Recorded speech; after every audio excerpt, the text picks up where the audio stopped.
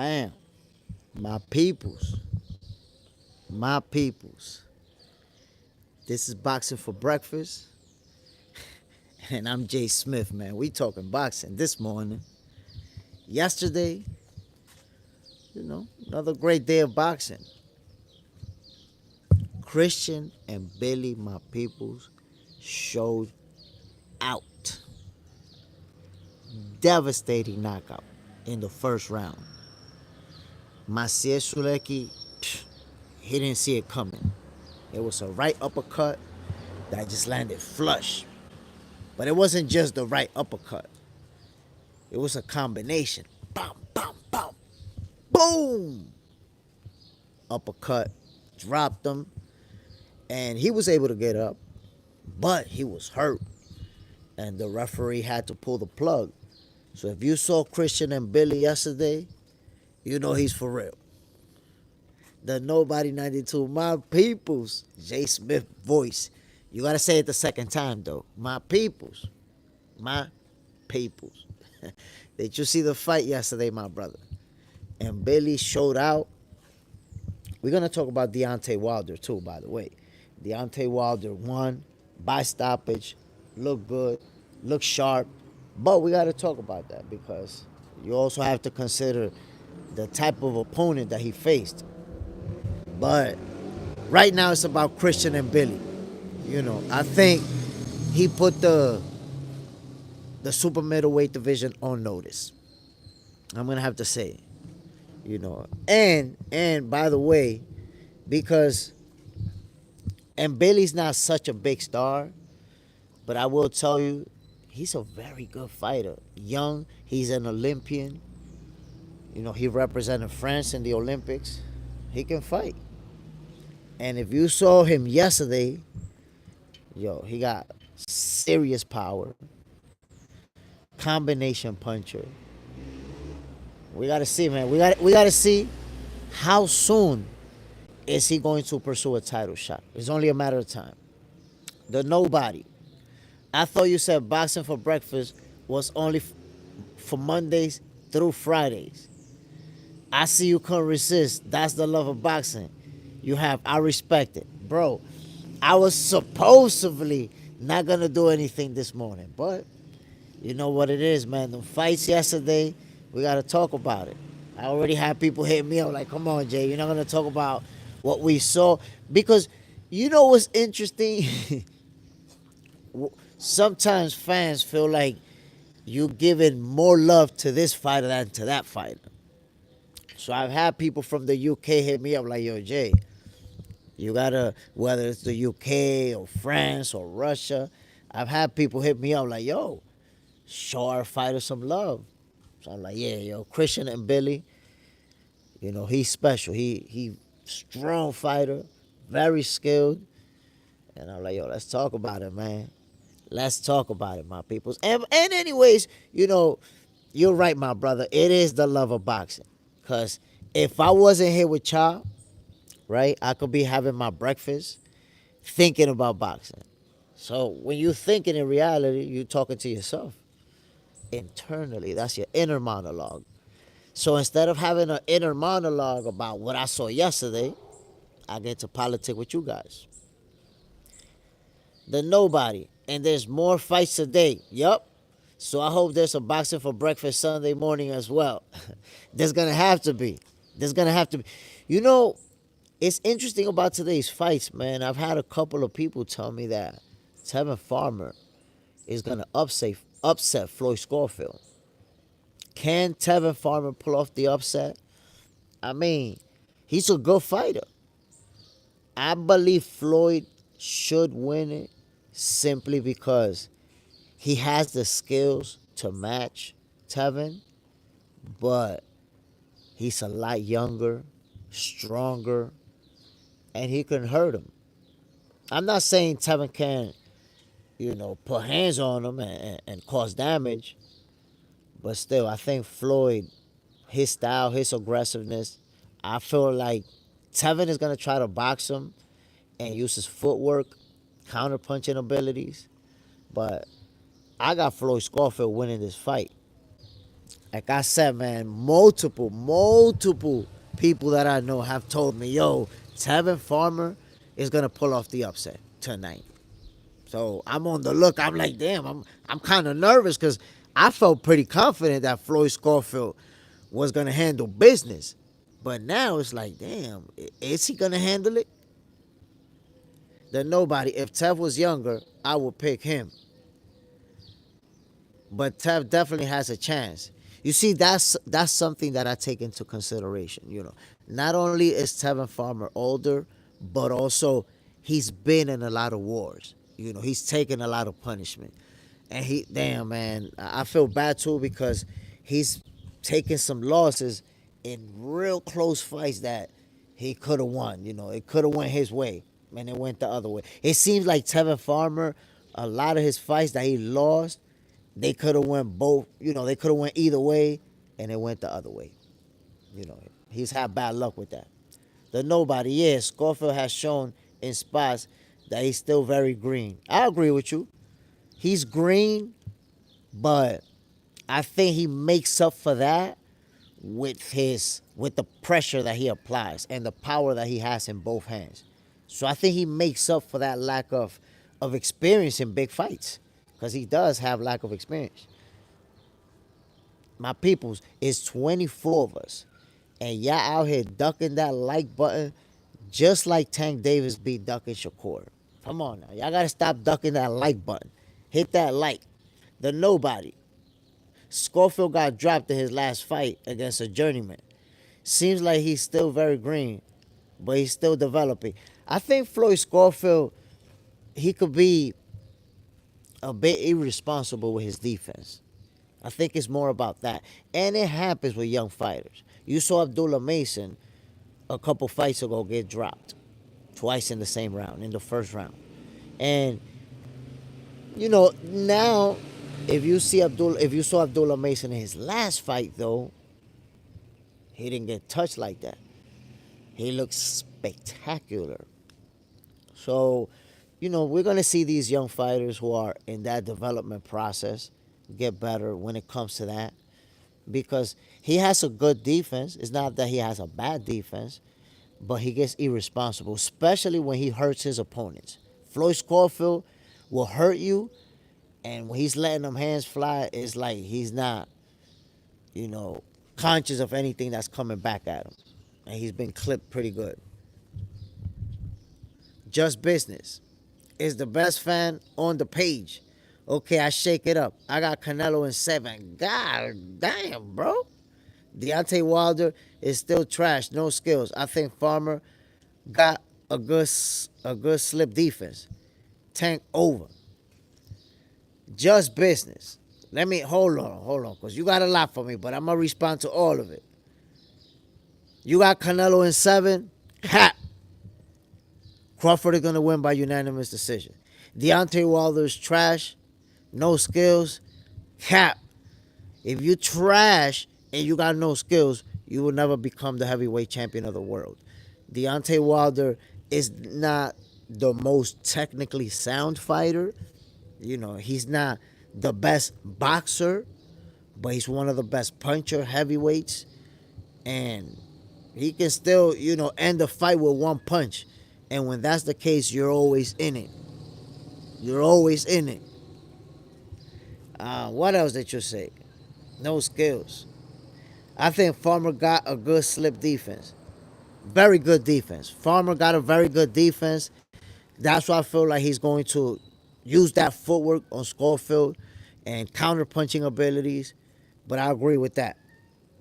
Tank over. I wouldn't say that. I mean, there's really nothing to suggest that Tank is over.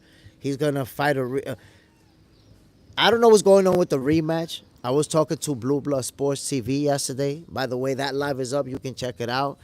And he told me he doesn't even know if the Tank Davis and Lamont Roach fight is gonna happen, because Tank is focused on his personal life, on his kids, on his personal growth, which is a good thing. So I don't know. I don't know what's gonna happen with Tank Davis and Lamont Roach. If you guys notice, there hasn't been a lot of buzz about it, but supposedly it's going down. Supposedly. At no point have they said that the fight is off. What we did here is something about them having a hard time getting the budget for that card or something like that. Oh, let's see how that plays out. The nobody. That's why I'm glad that Shakur fight didn't happen. I felt Shakur would have either ruined him or gave him a good lesson. I think Shakur wins that fight by unanimous decision. Um, I don't know. I think it's a competitive fight. I don't think Shakur is just gonna wash him. I think Tank Davis is gonna have his moment, and Shakur may even have to face adversity in that fight. But I see him winning it just because of his boxing skills, man. There's nobody like Shakur right now. Shakur is similar to Floyd Mayweather. That's what he reminds me of. By the way, one day, my peoples, I promise you, one day, y'all gonna see Shakur Stevenson on Box Center. Remember, I told you that. Y'all gonna be like, damn. Guerrero Ángel, saludos de la Moses Lake. Ooh, what's cracking? Guerrero Ángel, what's the deal, my G? I appreciate you dropping in. You already know, man. This is Boxing for Breakfast, where y'all get a healthy dosage of the sweet science early in the morning. Just business. Respect the fundamental techniques are like today. Nobody use the basics. Just highlight chaser. I think there's a lot of fighters, and I won't name nobody, but there's a lot of fighters that when you watch them, it seems like they're focused on head hunting. They only want to hit you with big shots to the head. They don't invest to the body, and to go the opposite way. There's young fighters that are not making that mistake. If you look at Kermel Moton, if you look at Zaquin Moses, if you look at if you look at Keon Davis, these young lions, they investing to the body. You know, you see them, consistently when they fight, working the body. So I like to see that. But there's some fighters that they are looking for that highlight reel. They're just looking for that big shot to the head. The nobody, no. When I was talking about Shakur, I was talking about the Scofield and Shakur fight. Oh my God, yo. Floyd Scofield. Look, man, he thought about quitting boxing when the fight fell through with Shakur. Imagine if he would have took that ass whooping and got completely dominated. But that applies to Tank. He would have got his ass whooped too anyways. The nobody. I think the Scofield and Shakur fight not happening worked out in Scofield's favor. That fight could have either ruined him or made him better. It could have made him better. In fact, I believe that fight was going to make him better. He was going to lose, but he was going to be better after taking that loss. Because I believe Floyd Scofield is a young fighter who is disciplined, is focused. He got his father by his side. So I believe taking that L wasn't going to end his career or anything like that. I think he was going to bounce back from it and be better. Ariam, you watch UFC? Sometimes. To be honest, I don't watch it a lot. Mostly I watch some highlights here and there, but I don't follow it like that, everything that's going on. But my peoples, let me know if y'all saw Christian and Billy yesterday. Bro, and Billy with the devastating knockout. Devastating blow.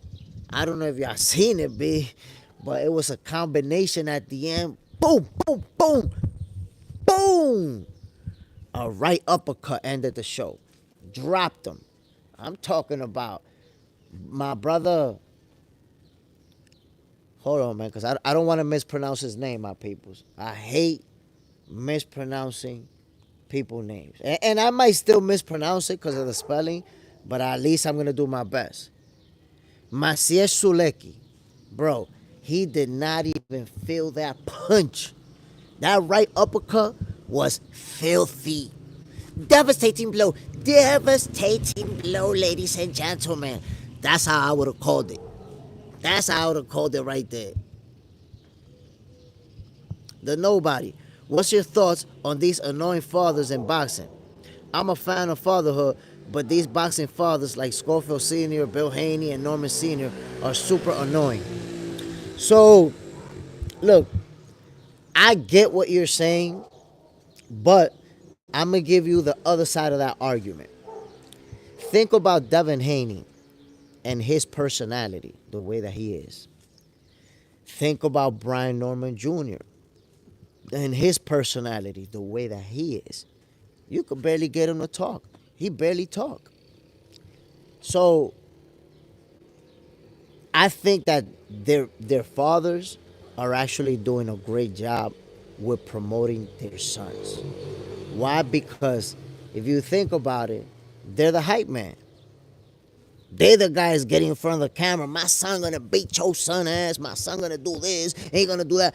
Sometimes they might write checks they son can't cash. If you talk it, it's gonna be your son that has to step in the ring and walk it. But so far, if you think about it, Bill Haney has taken Devin Haney all the way to the top, and made him one of the most accomplished young fighters in boxing. So, and then if you look at now, I guess you like Bozy, because Bozy, he's not that much of a talker like that. He's not, making scenes and all that, talking crazy, having feuds on social media. But I get what you're saying about Bill and Brian Norman Sr. But they doing a great job promoting their sons. If you think about it, just a few years ago, most boxing fans didn't even know who Brian Norman Jr. was. Most people didn't even know him. But Brian Norman Sr. has been consistent with his son. And look where he got him at. So you got to respect that, my brother. Panty Sniffer. Hello, everyone. Let's talk boxing. You already know it, my G. Boxing for breakfast, where you get to have a healthy dosage of the sweet science early in the morning. Just business.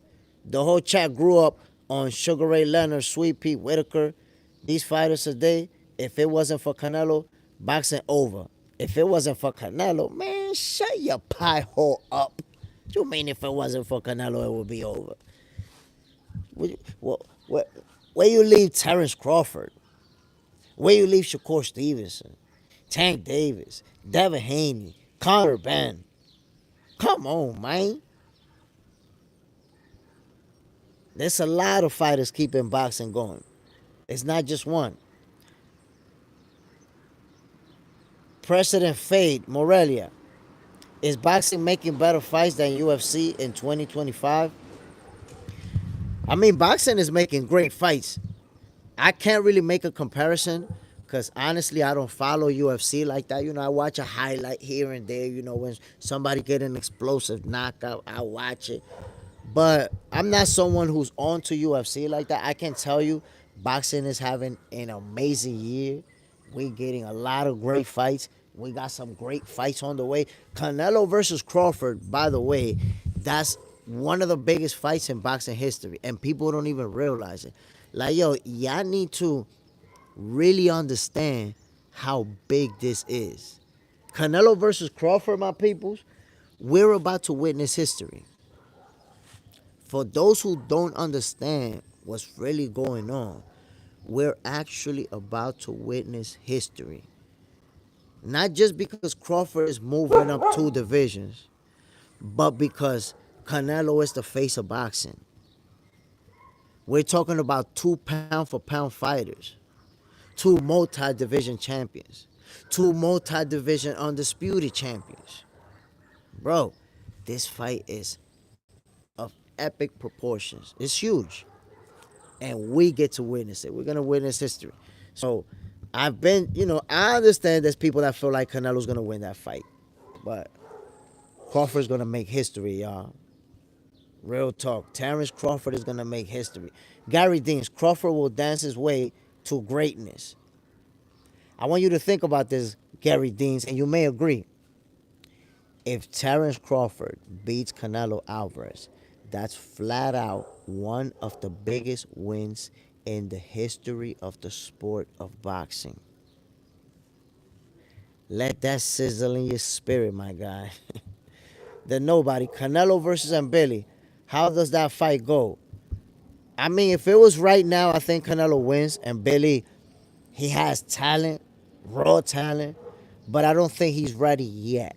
I think he's still, in that development process where he's close to being ready for a title shot. Or maybe he is, but I don't think he's ready for Canelo. I really don't. During 216, Canelo carrying the sport, and I'm not a Canelo fan. I I mean, look, I can't agree with you, my brother, because you have to understand that there's people out there who feel like Tank Davis is the face of boxing. So without Canelo, they will still be watching. And there's other fighters that have a certain level of popularity. Now, is Canelo the face of boxing? Yes, that is a fact. But he's not carrying the sport. That's an exaggeration. There's a lot of fighters that have, you know, a certain level of popularity that people will still be watching boxing if Canelo wasn't fighting. Lawrence Carmichael. This is the Crawford channel. Very biased. I don't know why you're saying that. The Soto hybrid. The Zern 216 cap. Martinez. Where was Crawford fans? Canelo the A side against everyone. Full support on his fans outside of Mexico. I mean, listen, Canelo is the face of boxing because how loyal his fan base is. The reason why Canelo Alvarez is such a pay-per-view star is because his fans buy his fights. They buy them. And you got to give it to him. You got to give it to him. Canelo has the biggest and the most loyal fan base in boxing. You got to respect it. Ken, I'd ring your bell in the ring. Okay, Ken. Gary Dean.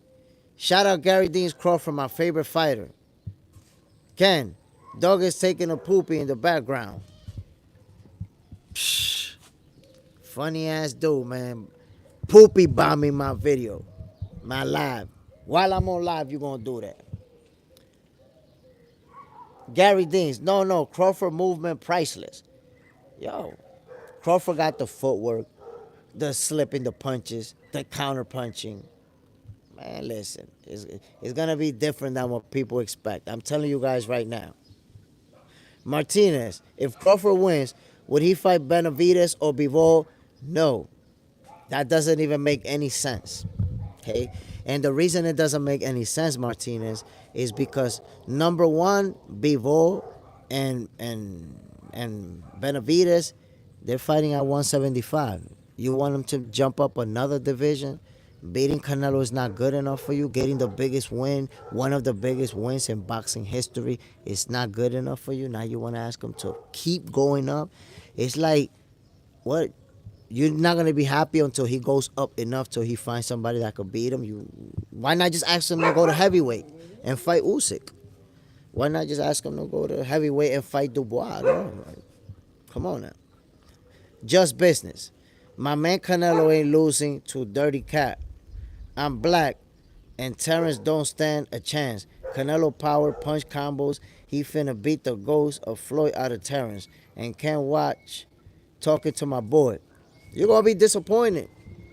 I'm telling you, just business, you're going to be disappointed. And just know that I'm going to be calling that fight live. But when Terrence Crawford and Canelo over, and Canelo Alvarez is over, and Crawford hand is raised as the winner, I'm going to be looking for you on the chat, my brother. Just remember, all the people that said Canelo is going to wash Crawford, I'm going to be looking for you on the chat. I hope you don't tell me like a week later that your Wi-Fi went down, your phone got messed up, you couldn't join the chat because you had something to do. I don't want to hear none of that. Your dog ate your charger so you couldn't charge your phone. I don't want to hear none of that. Everybody who's talking about Canelo's going to knock Crawford out, I need to see you on the chat. I need to see you on the live.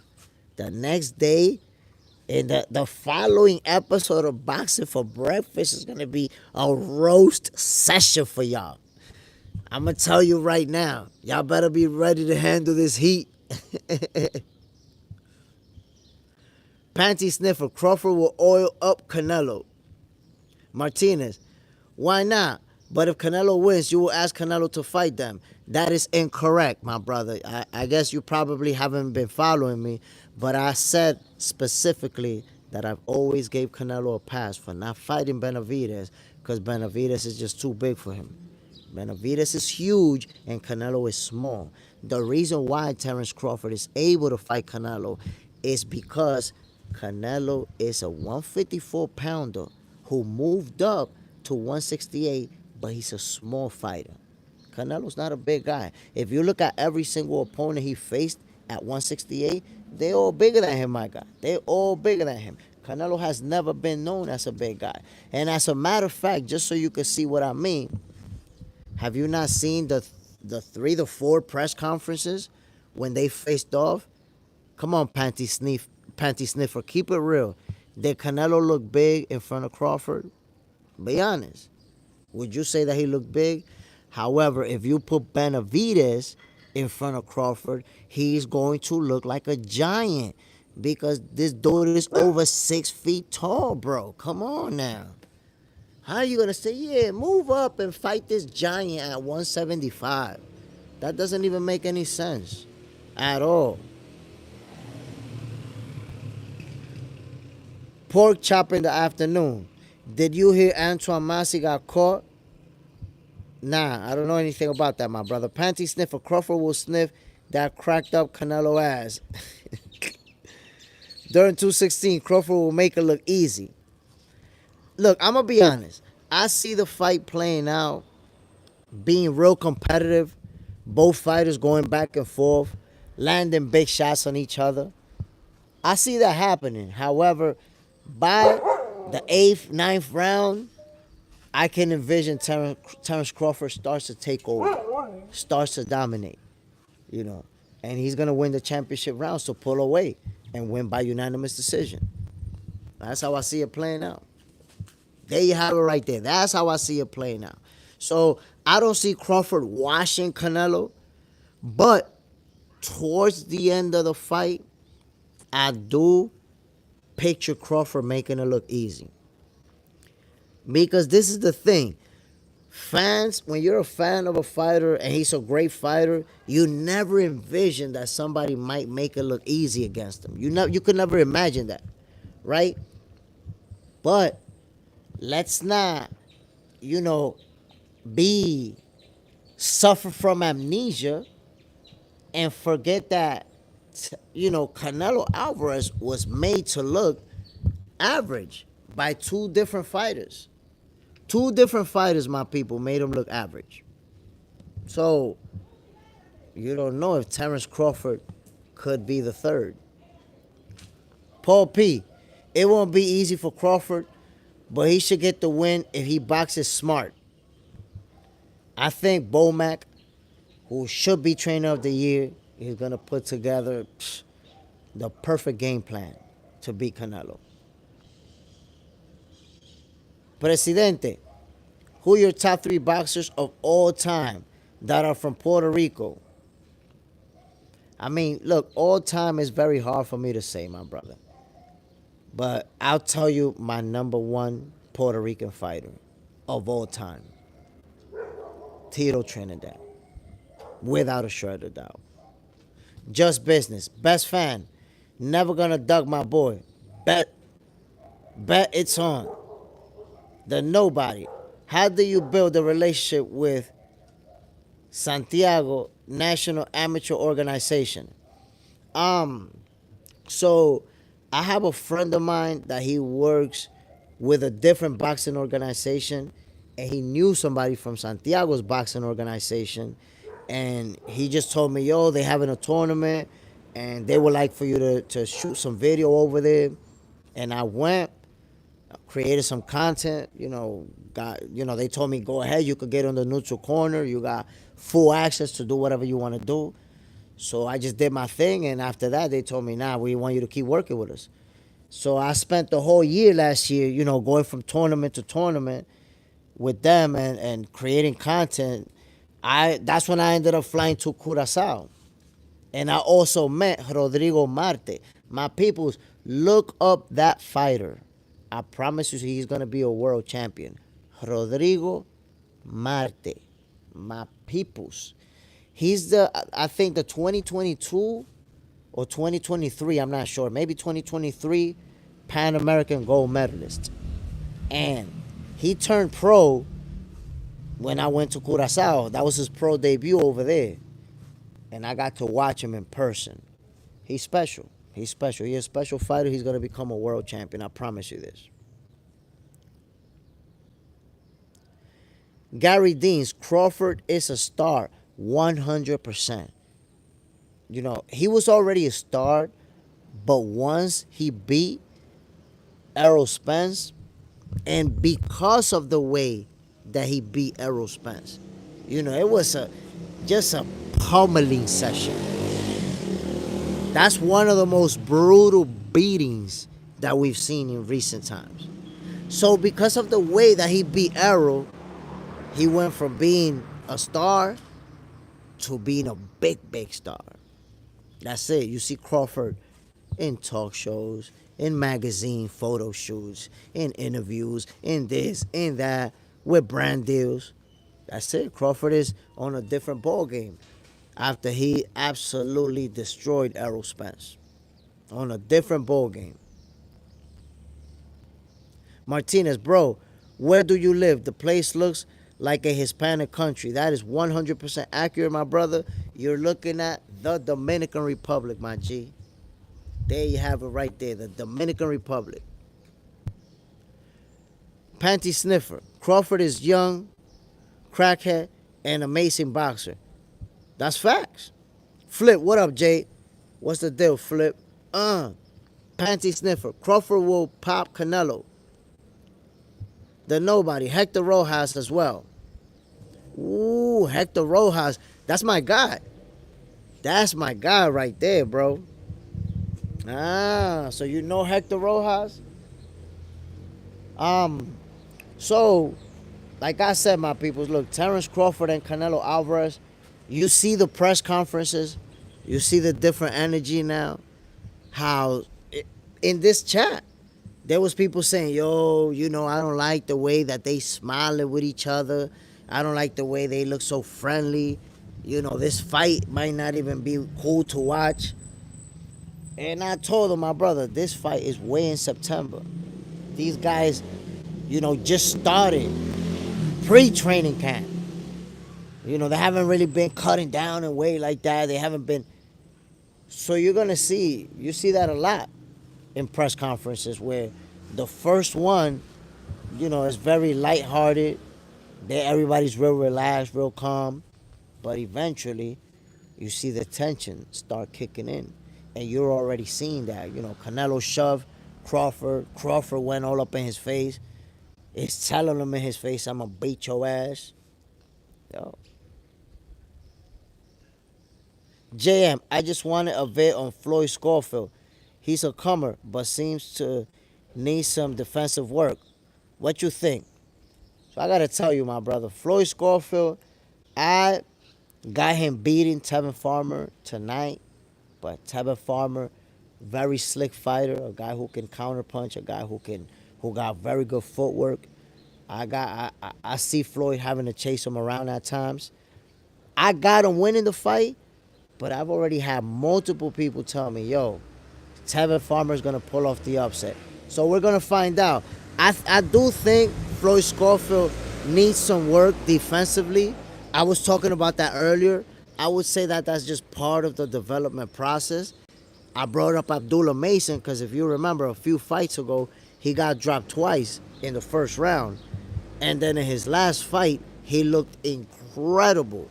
Super sharp, super responsible with his defense. So I think part of what we see in Floyd Schofield is that he's a young fighter and that defense is still being developed. He does get a little bit more than he should. And with punches that he shouldn't be hit. The nobody, what's your thoughts on Edgar Berlanga versus Hamza Shiraz. So I haven't been a believer in Edgar Berlanga for some time, just because not only he had a couple of subpar performances versus average fighters, but also because of the way that he fought Canelo. I hated the fact that Edgar Berlanga fought Canelo to survive, to go the distance, as opposed to actually risk it and try to win the fight, but also risk getting slept. Edgar Berlanga fought Canelo like he was looking for a moral victory. He was looking to say, yeah, I went 12 rounds and I didn't get knocked out. So I didn't like that. So, I'm kind of disappointed, but I want to see how he's going to perform versus Hamza Shiraz. If he can beat him, then I'm going to say, you know what, he's for real. I'm back in the bandwagon. But right now, I'm not sure, man. And you know what? Another thing, Edgar Berlanga is a guy who hasn't accomplished anything yet, obviously. He hasn't, won a title. Yet, you see the way he walks around, flaunting, the jewelry and, like he behaves like he's just a celebrity and shit. Like a big celebrity. And the entourage and all that stuff. And I'm the king of the Bronx or New York. Or, you haven't accomplished shit. What are we talking about here? So the way that he behaves without accomplishing anything, I'm wondering if he is going to accomplish something. I don't know yet. But if he's able to beat Hamza Shiraz, who I know is a very good fighter, then I'm going to say Edgar Berlanga's for real. I got to see what he's going to do versus Hamza Shiraz. Mr. Riz, breakfast consumed chicken breast and oatmeal. Ooh, damn, that's a good breakfast. That's a very good breakfast. Enjoy, my brother. So right now you're getting your healthy dosage of the sweet science, my guy. JM, palabra. What's the deal, JM? Presidente, if you were a professional pay-per-view boxer and Jake Paul called you out, will you fight him if the money is right? 100%. 100%. I will fight Jake Paul tomorrow if they call me and the money was right. And I'm not rich. So the money being right, I don't need millions of dollars to fight Jake Paul. Any of us right here should be able to get in the ring with Jake Paul for $100,000. Give me $100,000. You hear me? Give me $100,000 and that will be enough for me to fight Jake Paul. Nick, fight him is horrible. Mr. Cayo, stop spanning. Nah, I took care of him. He got taken care of. Mr. Riz, would you rather fight one silverback gorilla or fight one Siberian tiger? Winning price is a bunch of money. The gorilla or the tiger? Do I have a weapon or just with the hands? Because if I don't have a weapon, then I'm going with the gorilla. Because you know why I'm picking the gorilla? Because I know, and I seen it in the Discovery Channel, if you lay down and you play dead, they're just going to leave you alone and go away. And that's how I'm going to win that fight. Martinez, Crawford will fight Canelo like Berlanga. He's a great fighter, but Canelo is a monster. My boy, I know that you're going to be very disappointed come fight night. Why? You're sitting here comparing Terence Crawford and Edgar Berlanga. So I want you to think about that. You're comparing the performance of a fighter who's never fought for a title, who never beat a champion, who hasn't accomplished anything in boxing. You're comparing that guy to Terence Crawford, the two-division undisputed champion, multi-division champion, multi-division unified champion, reigning 154 champion, undefeated champion. You're going to compare Bud versus Berlanga and saying that they're going to perform the same way? That's crazy work. That's wicked. Wicked. Come on, brother. Don't do that. Don't do that. Come on, man. We know boxing, and we're not going to do that, my guy. Terence Crawford, number one, has never fought like that in his entire career. Ever. I know that's how you want him to fight. That's how you wish he would fight, so that you could say, look, he's a runner. But he's never fought like that in his entire career.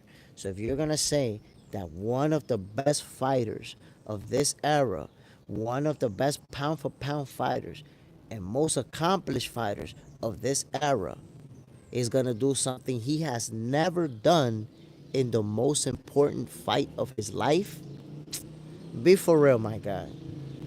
Be for real. That narrative about Crawford running is filthy. It, that shit is beyond disrespectful. Say that Crawford is gonna run is beyond disrespectful, yo. Real talk. The Nobody. What's your thoughts on Pitbull Cruz? Pitbull Cruz is a very good fighter. I think that he's small for the 140 division, which is part of why he lost. I think he should go back down to 135 and just stay there. But Pitbull's a very good fighter, and it's the top level guys that are gonna beat him. He lost to a guy that isn't all that, but isn't, or at least isn't a big star. But Pitbull Cruz is a good fighter. He's a very good fighter. I got respect for him. Harvey O'Hare, sup Gorilla? Okay, what's up, Harvey? Benjamin Hernandez, el mejor box center. Y'all know it, my people. Y'all seen it. Box center is the best. By the way, for those of you who just joined, this is Boxing for Breakfast, where you get a healthy dosage of the sweet science from Jay Smith. Normally, it's supposed to be Mondays through Fridays. But, if there's a fight, I got to get on in the morning and talk about it with you guys. Because who we going to talk about it with? You're going to sit there talking about these fights with somebody in your house that don't even give a damn about boxing. Nope. You're going to get your Boxing for Breakfast. Healthy dosage of the sweet science, my peoples. Mr. Cayo, Bud just different. I can't wait for September. Y'all can't wait for the fight. I cannot wait. And the thing is that how people perceive this fight is going to play out. You know how so many people are saying that Crawford is going to get knocked out, Canelo's going to wash him. That is what's going to make it so huge. That's what's going to make it so big for Terrence Crawford. That's what's going to make this victory. It's kind of like Errol Spence. The same people that want Crawford to lose now are the same people that thought he was going to lose to Canelo. I'm seeing that. To Errol Spence. And look what happened. Because people were so sure that Errol Spence was going to beat the crap out of Crawford, the way that fight played out made it that much of a bigger win. And it made Terrence Crawford haters hate him a lot more. The Nobody, do you think Pitbull beat Tank? Nah, I don't think so. Pitbull was very competitive. I think folks felt like he beat Tank because we never seen somebody land so many punches on Tank. We never seen somebody go head-to-head with Tank for 12 rounds. So it felt like, he beat him. But in reality, if you watch, Tank is landing the better shots throughout the fight. Mr. Kyle, yo, Jay, I don't know if you talked about it yet, but how you feel about Wilder's performance last night? Vintage Wilder? So I got to say, my guy, Deontay Wilder, he looked good yesterday. Yesterday, he looked good. Kept that jab out there, throughout.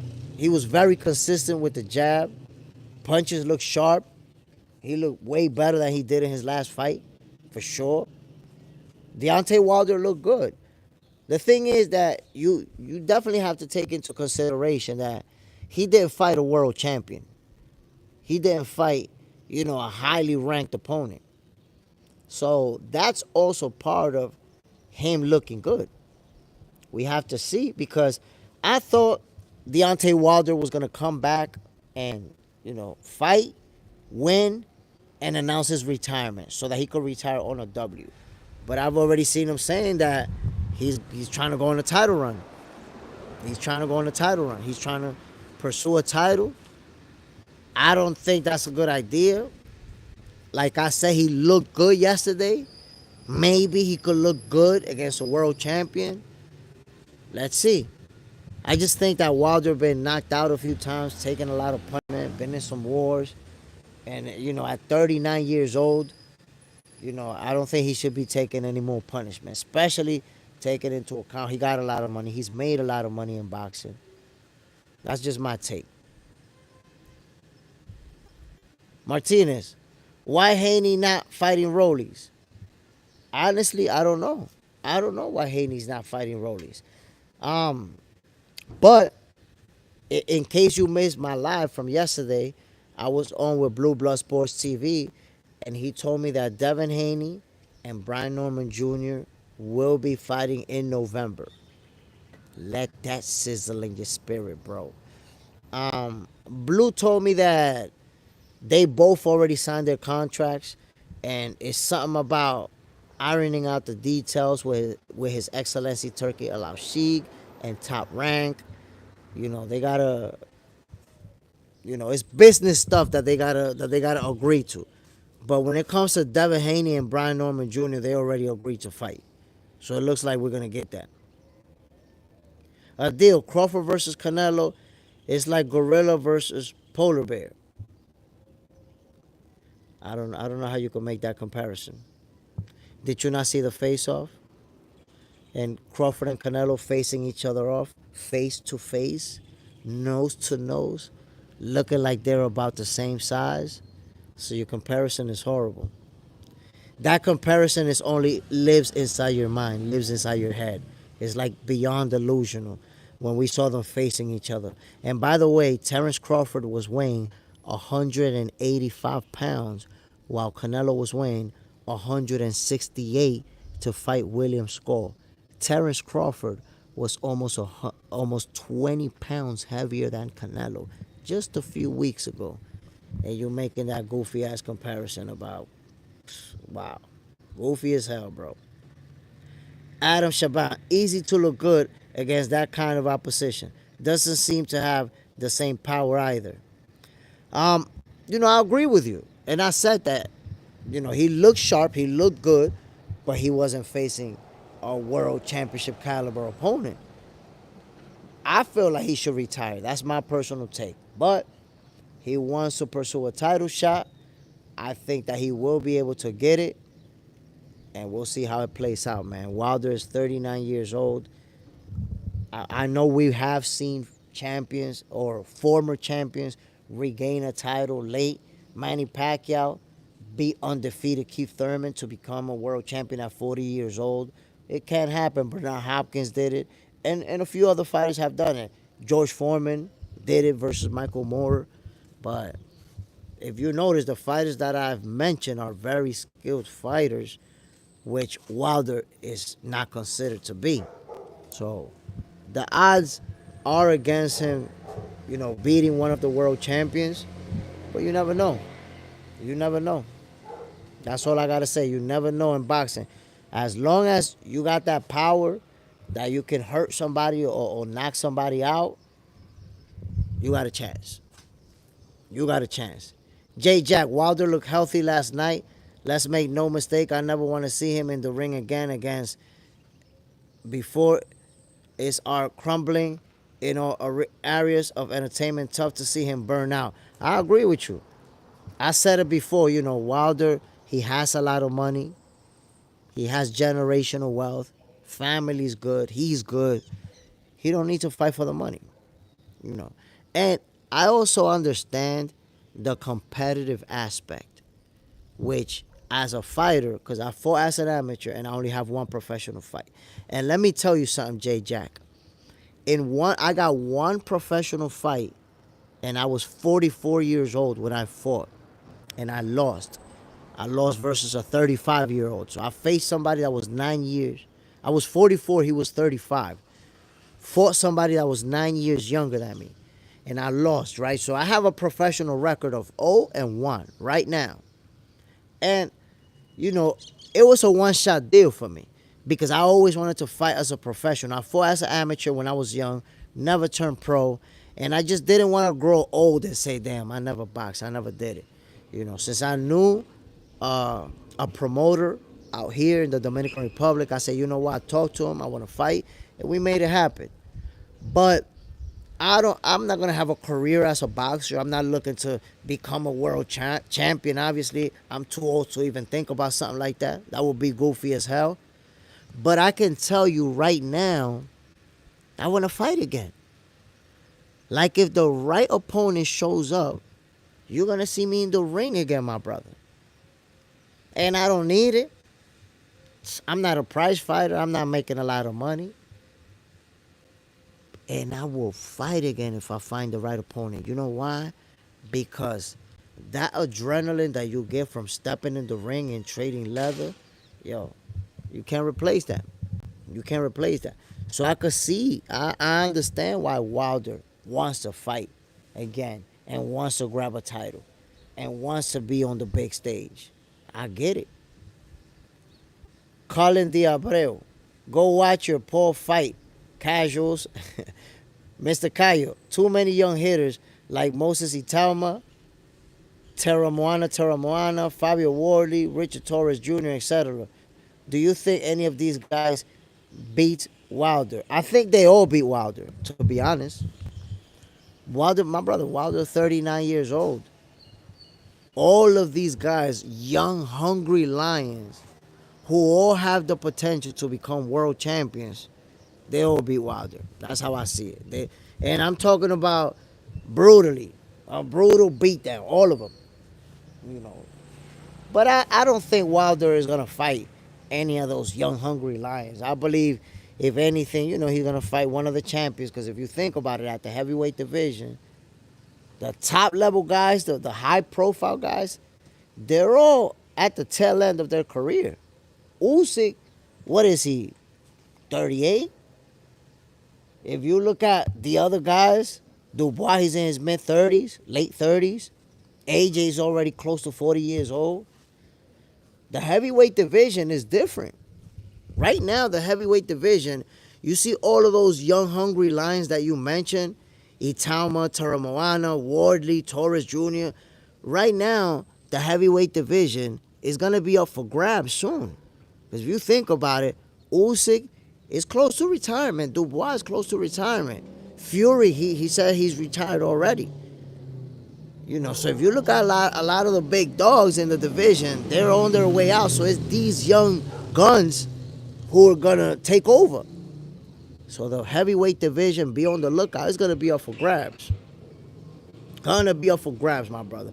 Ooh, my brother Dante Comedy with the super chat vibes. My brother, before I read your comment, I want to say I really appreciate you.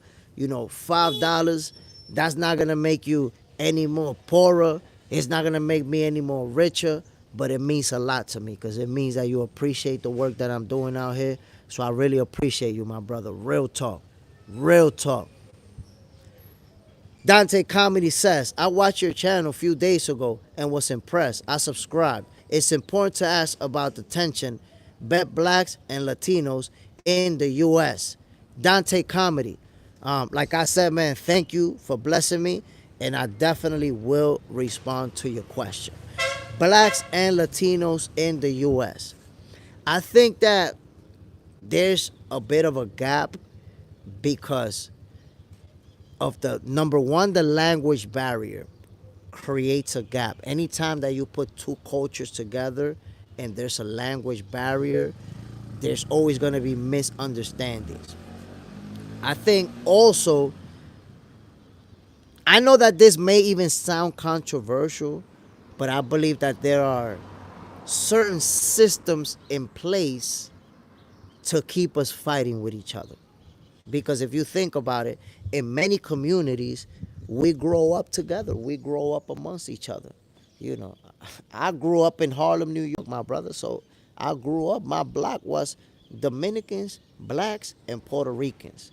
That's who I grew up with. Those was my boys, my peoples.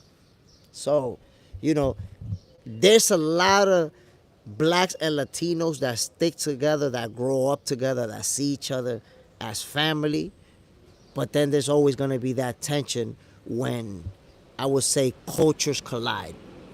When you got, for example, that Latino that comes from these other countries and they come together with the black and we different cultures, I think that's what makes, the issues that we get to see. But overall, I think that there's a lot of love between the black and the Latino culture.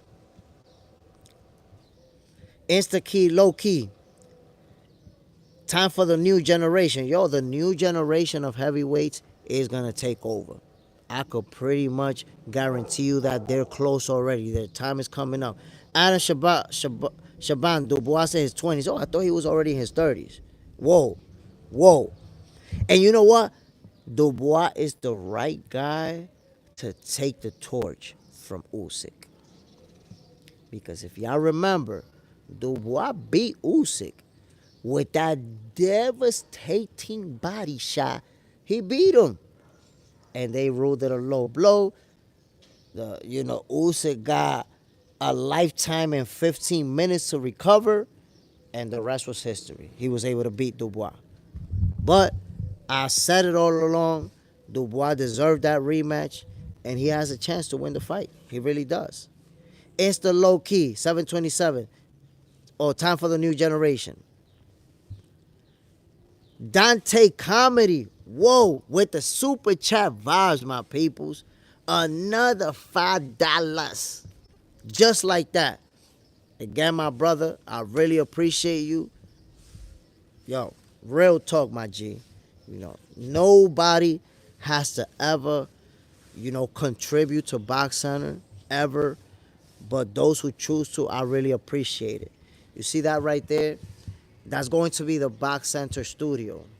So every dime that you guys contribute to Box Center is going to go towards the studio, camera, equipment, and stuff that's going to go down so that the studio could be fire. So that you guys, when I start making the show from the studio, you can say, whoa, this guy's killing it. This is something different.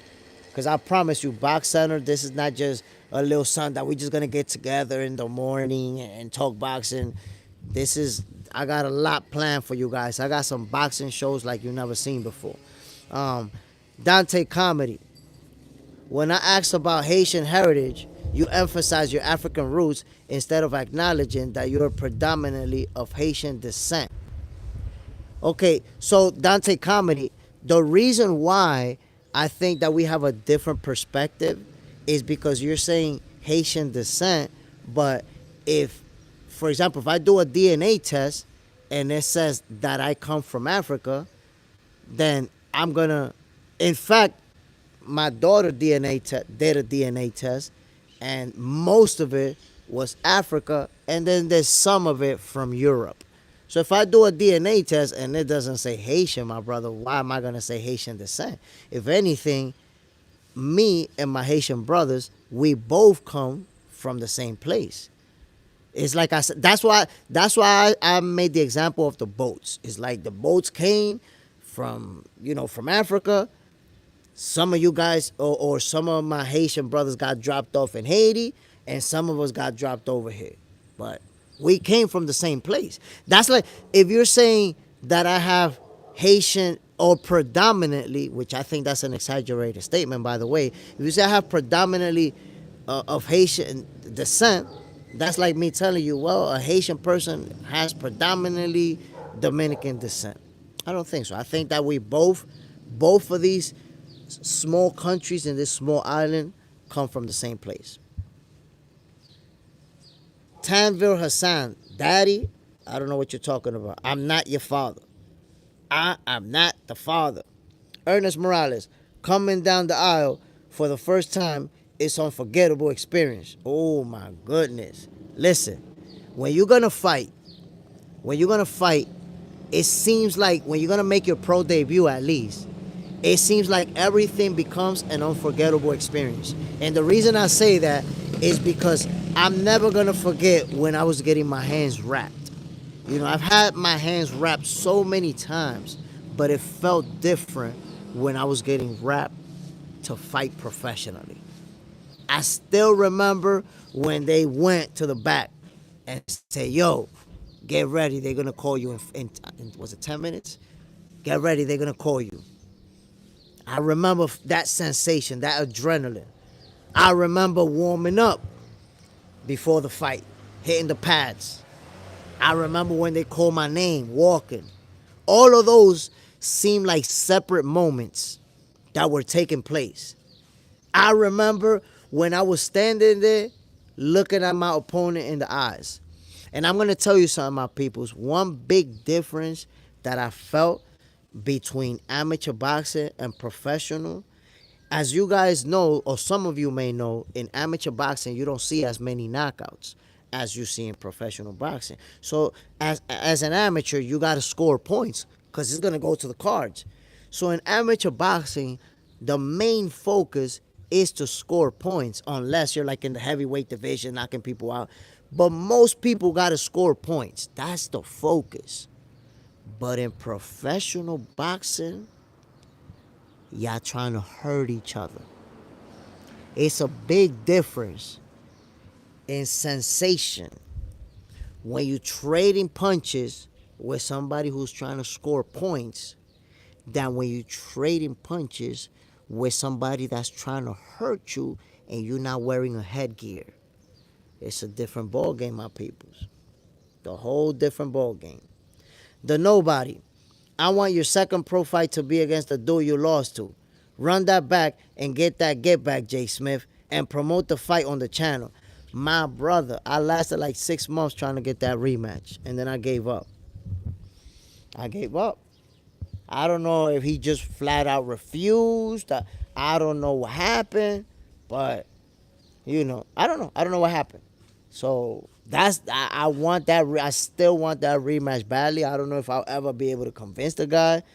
But like I said, man, I may still fight again. And in September, I might actually fight in an exhibition. So any opportunity that I get to lace on a pair of gloves and climb a ring and fight, I'ma take it. That's why I understand Deontay Wilder wanting to still fight, even though he got money. Even though he rich, he don't need it. And by the way, I'm not rich. I'm not saying I don't need money. But what I'm saying is the competitive juices are still flowing. I want to fight. I want to get in the ring. I want to trade leather. So I understand when fighters want to get back in the ring and fight. J Jack, I got Bud. Canelo's going to bring the best fight of his life. I feel like Canelo as a fighter, like you just mentioned, putting on the leather to fight the international champ, Canelo can't afford to lose. Look, Canelo Alvarez is a great fighter. Pound for pound. He's going to go down as an all-time great. One of the most accomplished of this era. There's nothing, like, I don't understand why in boxing so many fans feel like in order to uplift this fighter, you got to hate on that fighter. You got to down talk that fighter. I don't have to do that. I got Crawford winning it, but I got him winning in a tough competitive fight because Canelo's a great fighter. That's why. Now, I do see Crawford pulling away in the later rounds and possibly even making it look easy, but I still see a great fight. Mr. Cayo, I don't care what nobody say. That was bet line, and it should have counted. Dubois definitely beat him. My brother, Dubois won that fight. He won that fight. And look, they gave Usyk all that time to recover, and the rest was history. That's why I've been saying it all along. Dubois deserved that rematch. And the one thing, he already knows that he can hurt Usyk to the body. He already knows this going into this fight. And because there's mind games. The fact that he knows he could hurt him to the body, and Usyk knows this too, could lead to a feint to the body and a monster left hook to the head that absolutely sleeps him. While he's focused on that body shot that may come, might take a nasty one to the kisser. Gary Deans. Wrong there, bro. Usyk like Crawford, starborn. Wrong there, bro. Usyk like Crawford, starborn.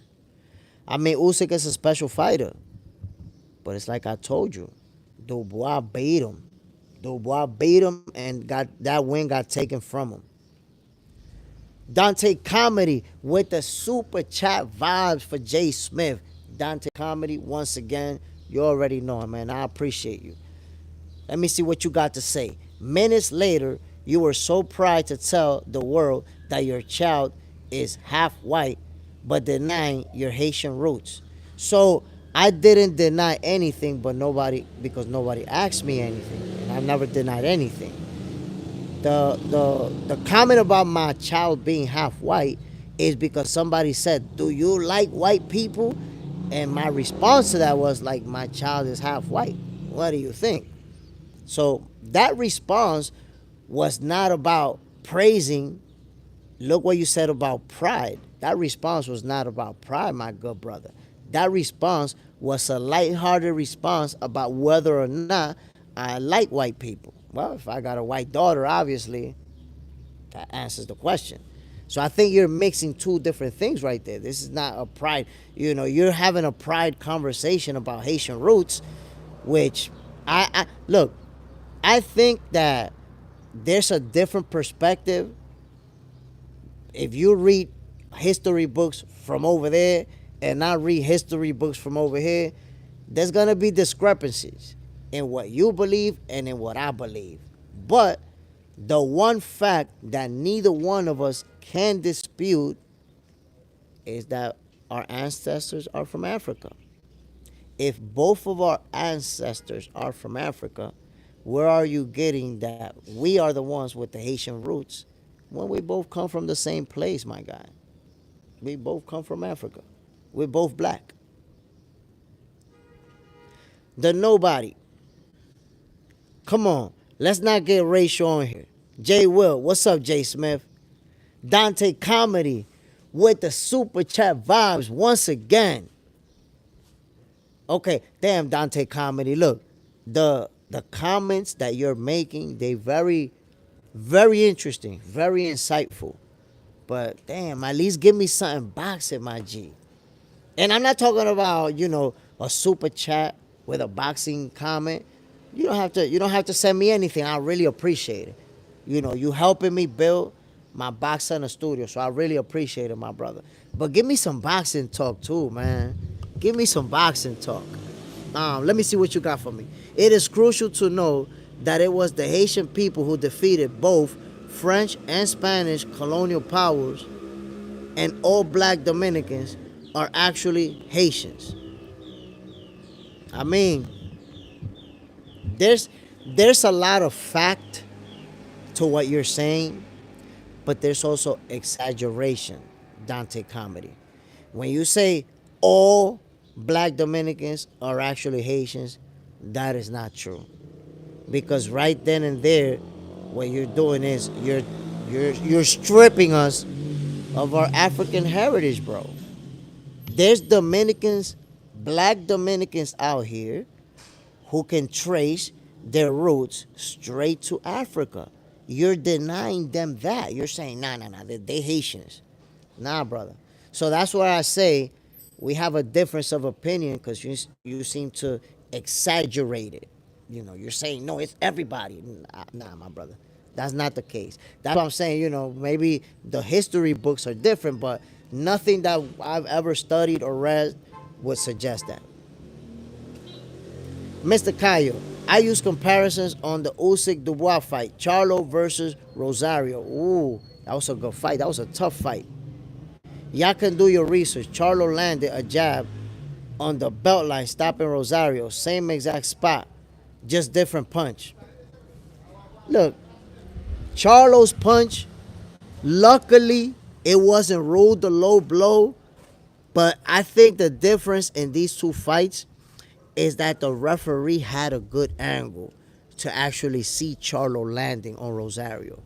In the case of Usyk Dubois, and I've seen the replay a bunch of times, the referee's at an angle where he can't actually see the punch landing. The referee reacted to Usyk's reaction. So if you recall, Usyk, and look, I'm gonna be honest, that's not cheating. That's some veteran shit right there. That's not even cheating. That's a veteran move. How did Usyk react? He went like this.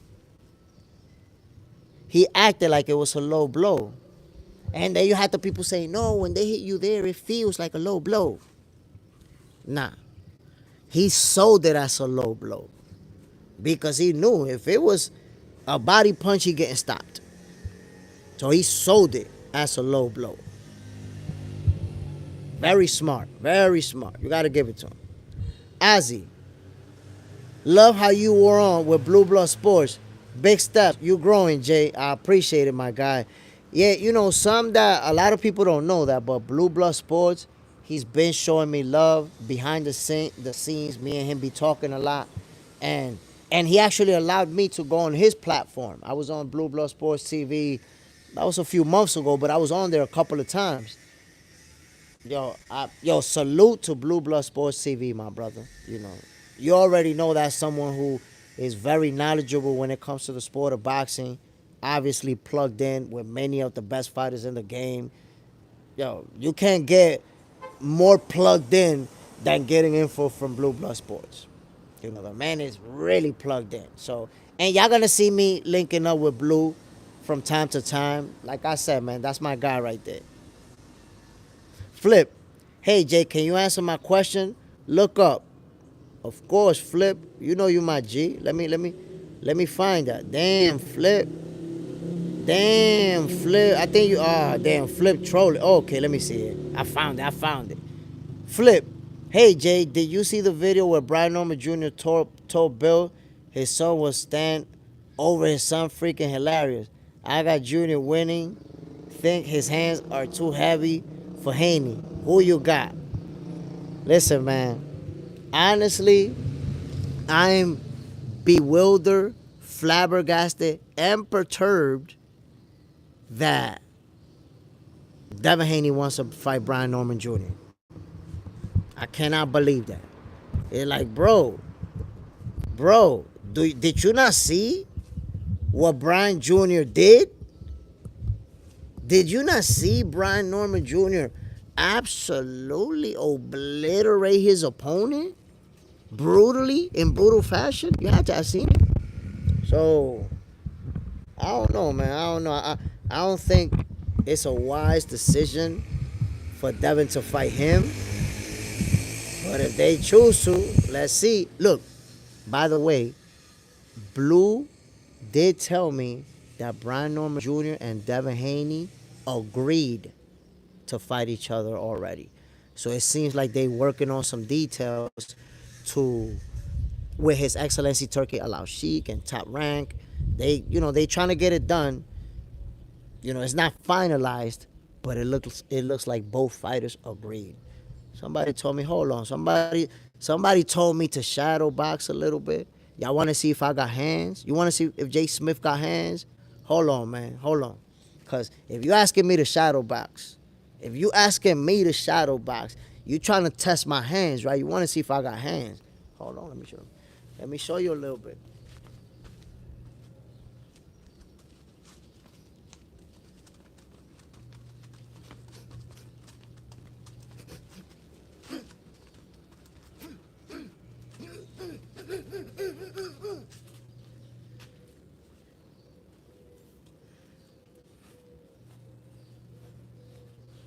Without boxing, I'll be a crackhead. Panty sniffer. YJ Smith moving like a crackhead. But my peoples, like I was saying, Brian Norman Jr. and Devin Haney, it looks like they're headed for a showdown. It looks like Brian Norman Jr. and Devin Haney. If I'm not mistaken, Blue told me that they're going to fight in November. Already agreed to. Panty sniffer. G, brother, all love. You know it, my guy. Appreciate it. Mr. Kyle, Toya J. Smith got them hands. I got a little son left. Flip. It was rumored that the reason Haney took this fight is because they believe that Junior has slow feet. I don't know, man. Brian Norman Jr., his footwork looked real good in his last fight when he absolutely destroyed his opponent. Is Devin Haney going to try to outbox Brian Norman Jr., using a lot of footwork, like, the same type of fight that we saw him in the last outing, where he's using a lot of footwork, moving around. Is that the fight that we're going to see from Devin Haney with Brian Norman Jr.? I don't know. But that's a tough, tough fight, man. Norman Jr. got some nasty power, very accurate counterpuncher, very, he'll apply that pressure, combinations. So, and if he catches Devin, he's going to hurt him, like, badly. Like, he'll fold him. The 92, Jay Smith. What would you rather have, power or speed? I'd rather have speed. Panty Sniffer, power is better than speed every time. Nah, I'd rather have speed than power. Ozzy, you think Rolly would beat Devin? I don't think so. I got Devin Haney beating Rollies. That's a good fight. That's a good fight. Rollies could make it interesting, but I don't think he has the boxing skills to land that big shot on Devin, and he's not going to outbox him. Chris Fonson, Rolly don't fight smart versus Ryan. Was the best I seen him look. No, listen, Rolly's look real good in his last fight. Look real sharp, and I agree with you. That's the best I've seen him look too. Can he beat Devin Haney? I don't see it. I really don't see it. Brad Lange, Ozzy Devin definitely beats Rolly unless he gets caught. And that can happen. Boxing is a sport where anything can happen. But I see the fight going the distance and Devin Haney outboxing Rolly Romero. Ozzy, I think styles make fights. He could deal with Ryan, but don't think he deals with Devin's skills. Yeah, I don't see it. I agree with you. Brad Lange, Devin is an excellent boxer. His stock went down a bit after he lost to Ryan Garcia. I know that obviously they overturned that decision to a no contest, so Devin still has his undefeated record. I don't think, his popularity grew after his last performance versus Jose Ramirez. Obviously, that was an exciting fight to watch. And I'm going to tell you guys something. Haney versus Ramirez was actually a masterful performance from Devin Haney, because he was able to use his footwork, his jab, his movement, his angles. He was able to use all the tools in the arsenal to not get hit. So, yes, it wasn't the most exciting fight to watch. It wasn't the most fun. But if you think about it as a fighter, if you're coming off of a nasty beating, a pummeling, where you got dropped multiple times, where you walked off the ring with your face swole up looking like a Ninja Turtle, then what you want to do in your next fight is not get hit. That's what you want to do. So he did exactly what was right for him as a fighter, not just for his health, but for his confidence, to be able to say, if I need to get away, I can. I don't need to stand there and try to trade. If I need to, I can still beat you using my footwork, which is something that he's done before. Jay Smith, do you lose on the cards? And if not, was it counting R? Nah, I lost on the cards. It went the distance. I actually dropped him in the third round, and he dropped me in the fourth round. He dropped me with 1 second to go. With 1 second to go, he dropped me. So I got up, but by the time I got up, that's it. The fight was over. But I got up. I was up. The Noble 92. Where is your exhibition fight going to be in DR? I hope you promote the fight on the channel. So yes, my brother, I will be promoting the fight on the channel. It's going to be in Sosua. So it's going to be right by the beach. Brad Lange. Yeah, but he was winning easily until he started getting caught. But that's the thing. You talk about until he started getting caught. If he fights Brian Norman Jr., does he go 12 rounds without getting caught? If we think about the level of skills, the speed, the power, the pressure, everything that is in Brian Norman Jr.'s arsenal, Do we believe, or do you believe that Devin Haney can go the distance without getting caught? I don't know, man. I don't know, my brother. Brian Norman Jr., I think after his last fight, he answered a lot of questions. I told people, yo, this dude, he can fight. He can fight. He got power in both hands. Ring IQ, footwork, movement, angles. He can fight, my peoples. Do not underestimate. Look, before Jerome Boots Ennis announced that he was going to 154, if you was on here, you know that I said it. The biggest fight at the welterweight division would have been Brian Norman Jr. and Jerome Boots Ennis. That's the biggest fight. That's the biggest fight in the division.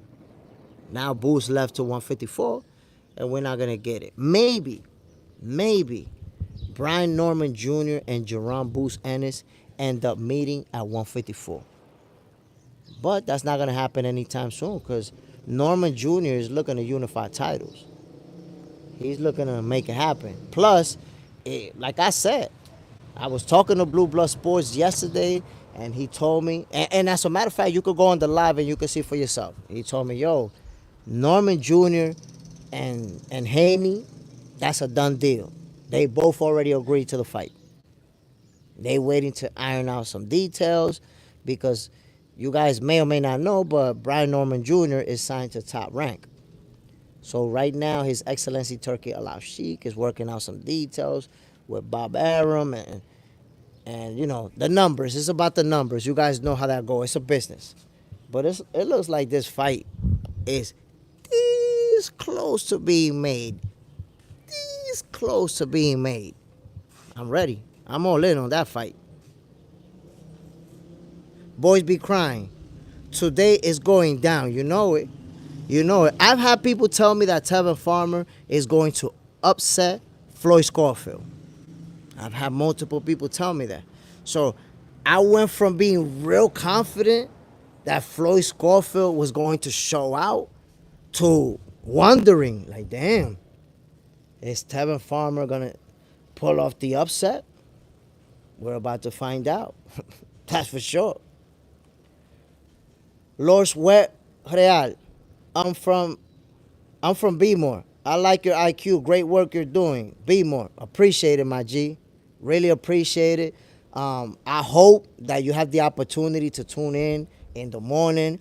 Boxing for Breakfast is that talking show, that live for boxing fans who, you know, were in my same situation, my brother. This show started because I used to wake up in the morning thinking about boxing, right? And I'm thinking, damn, is Bud going to beat Canelo ass? Is Tank going to stop ducking Shakur? What's going to happen next with Conor Bannum? You know, I'm thinking about all these fights, possible matchups, and I say, you know what? I know there's a lot of boxing fans who are on the same boat as me. You know, if you think about it, if you're a hardcore boxing fan, everybody who lives with you doesn't watch boxing. Everybody that lives with you doesn't follow boxing. So what do? You be talking to yourself about boxing, thinking about boxing and shit. We be like goofballs thinking about boxing, eating breakfast. So I say, you know what? Boxing for Breakfast is the show that you don't know that you really need. So we don't have to sit like goofballs eating breakfast, like thinking about the fights and shit. Now we got people we could talk about it to. We could debate. We could argue early in the morning. Every day, Monday through Friday. It's supposed to be Mondays through Fridays, but so many people hit me up telling me, yo, you got to do it on Saturday morning, B. And there was some fights yesterday. And then there's some fights tonight, so it looks like I'm going to be doing it Sunday morning. So Boxing for Breakfast, my people, that's it. That space where we wasn't getting a healthy dosage of the sweet science, here we go, my peoples. I got you. I got you. The Nobody. You seem like a good dude, Jay Smith, and you real knowledgeable on the sport of boxing. I appreciate it, my brother.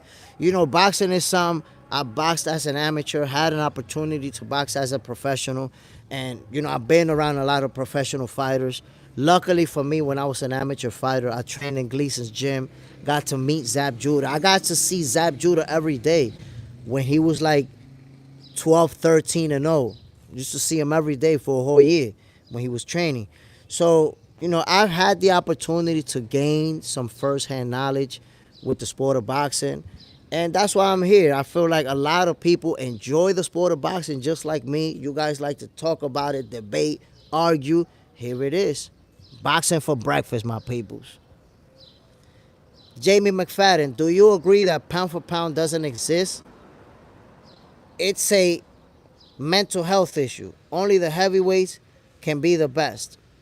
So, no, I do not agree with you. Pound for pound, it's a legitimate list and it's a legitimate reason why you should have a pound for pound list.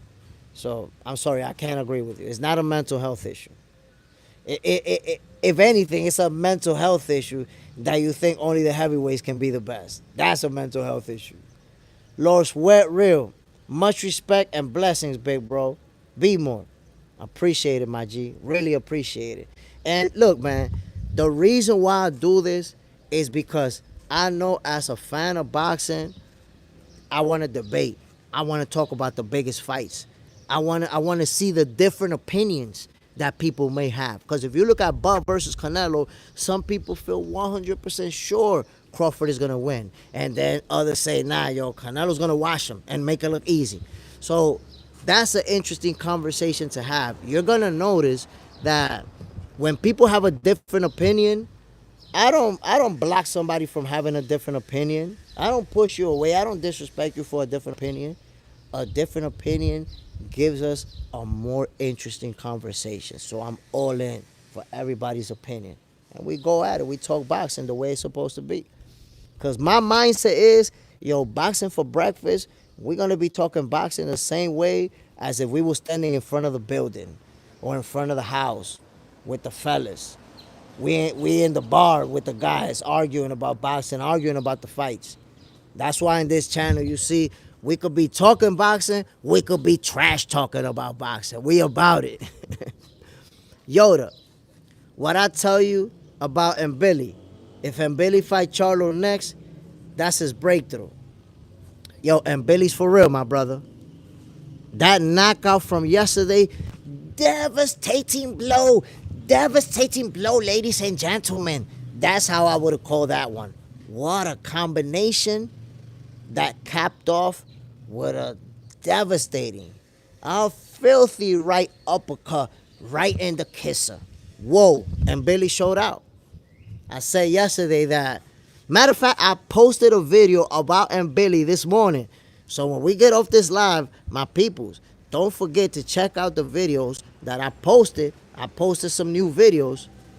So make sure. And look at this, my peoples. I'm actually going to have to grab my charger and hook up the chargers because my phone want to turn off on me. And we talking important matters over here. Okay, we talking important matters. And Billy is the truth. That's it.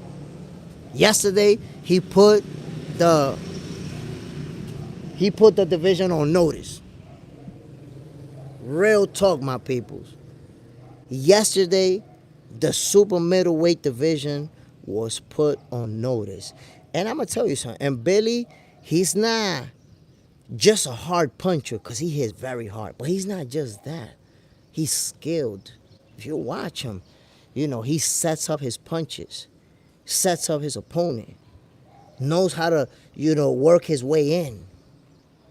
So in case you don't know, and Billy, he's an Olympian. He represented France in the Olympics. I don't remember what year. So that right there tells you. He not no regular guy that just, he hit hard and that's it. And Billy can fight. He got that amateur pedigree. I think he's going to become a world champion, y'all. Real talk.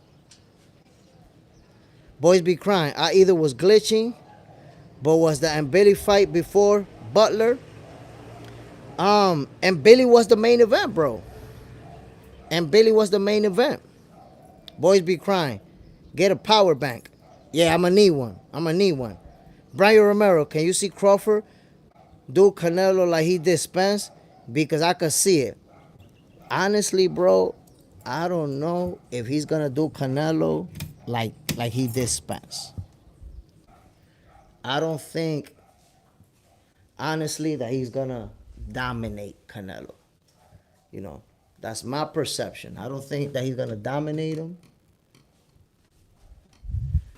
I think that, in all honesty, it's gonna be a competitive fight where, damn, I'm looking for the damn charger, my peoples. I think it's gonna be a real competitive fight where both guys are gonna go back and forth. But I just got Crawford pulling away. You know, one thing that I take into consideration that I see people ignoring is the tools and resources that Bivol used to beat Canelo. Because there's a playbook. Remember, when a fighter is beaten, other fighters watch tape. They watch footage to see what was used to beat that fighter. And one of the things that was very important to Dimitri Bivol in his fight against Canelo was the reach advantage. Why?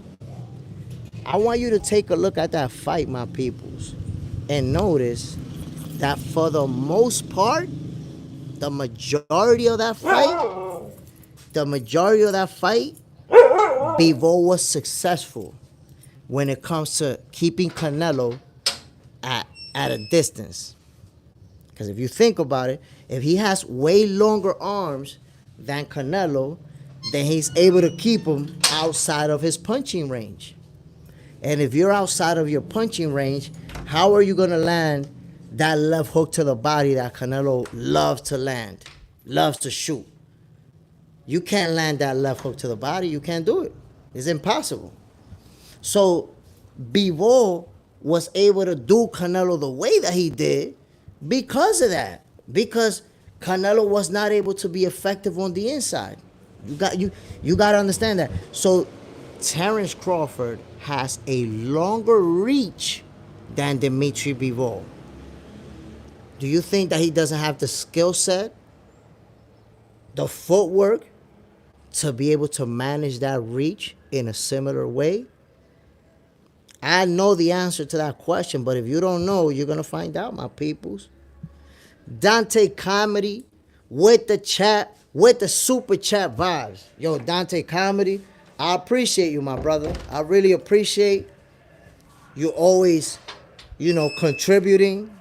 I always tell everybody, it's not about the amount of money, whether you give me $1, $5, $10, whatever it is. It's not about the amount. Every time somebody does this, I feel like what I'm doing is appreciated, it's worth it. And again, I still feel appreciated even if you don't ever put a dime to my name. If you don't ever put a dime, but you show up, you talk boxing with me, you share your opinion with me. With that right there, I'm really appreciative.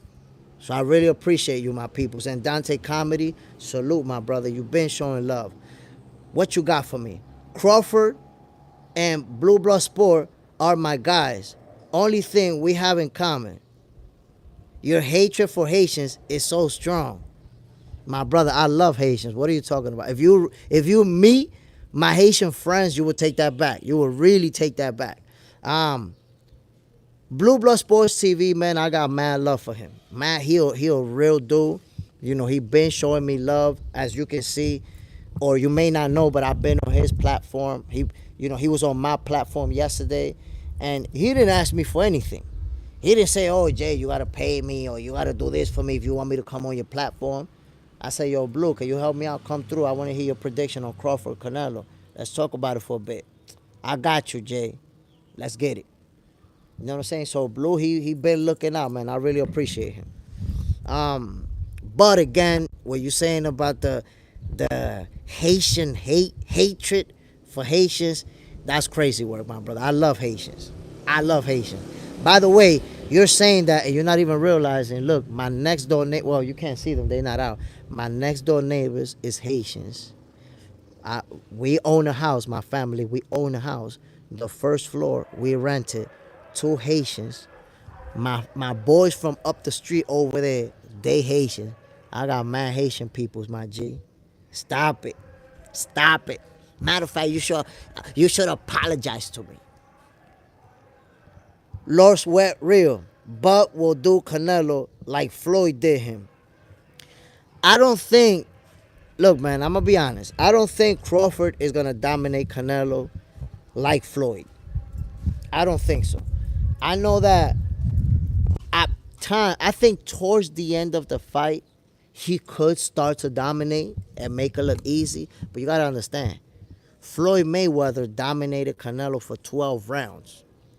Floyd just absolutely schooled him. Made him look like a C-level fighter. So I personally don't see that happening.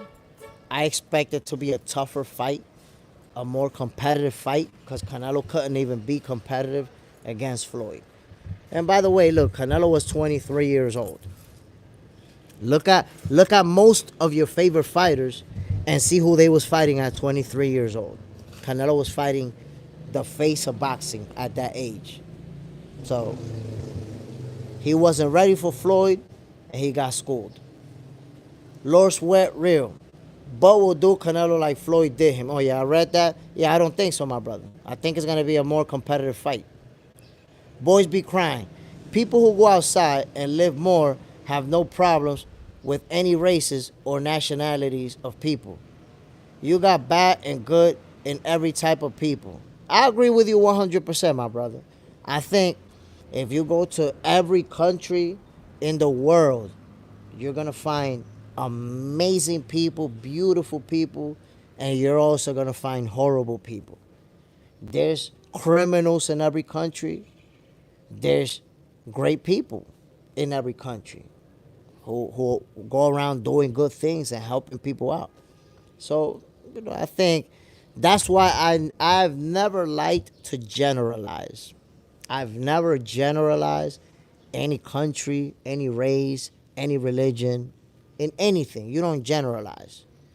When you say, oh, the people from here, or oh, the people from there, you're generalizing, and that's not fair because those statements are not going to match everybody who you're talking about. Boys be crying, and we talk shit in boxing about each other, whether it's in race or nationality, but it's never too serious. I talk lots of shit about UK, African, USA, and Mexican boxers as a Cuban, but not with hatred. I mean, there's a lot of trash talking. Trash talking is fair game. We're gonna talk trash. Look, I was saying Shakur Stevenson was gonna beat the Chalupas out of William Zepeda. And I'm not saying beat the Chalupas in a disrespectful way. That's just boxing trash talk. But I don't mean it in any way like that.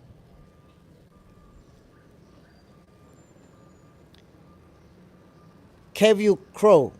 Crawford is taking a beating. Floyd fought an immature Canelo. Now Canelo has evolved. It's going to be easy walk in the park for Canelo. Crawford like a brawl, but Canelo not going to feel that at 168. You see, for whatever reason, my brother, and I'm talking to you, Kevin Crow, for whatever reason, my brother, it's like y'all decided to erase the memory of the ass whooping that Dimitri Bivol gave Canelo. Y'all act like it wasn't just a few years ago that Dimitri Bivol beat the chalupas and the burritos out of Canelo Alvarez. Did you forget that? Beat the shit out of him. So you're talking about Floyd Mayweather as if Floyd is the only guy to beat Canelo, immature Canelo, but Dimitri Bivol just beat him. That was a couple of years ago. Was he immature too? At 32 years old, was he immature too? So bringing up his immaturity is not going to help you to explain why Dimitri Bivol beat the shit out of him. Stop it. Stop it. Yoda, who you got, Schofield or Farmer? So, to be honest, I personally got Schofield. I had a few friends tell me, nah, yo, Farmer going to pull off the upset.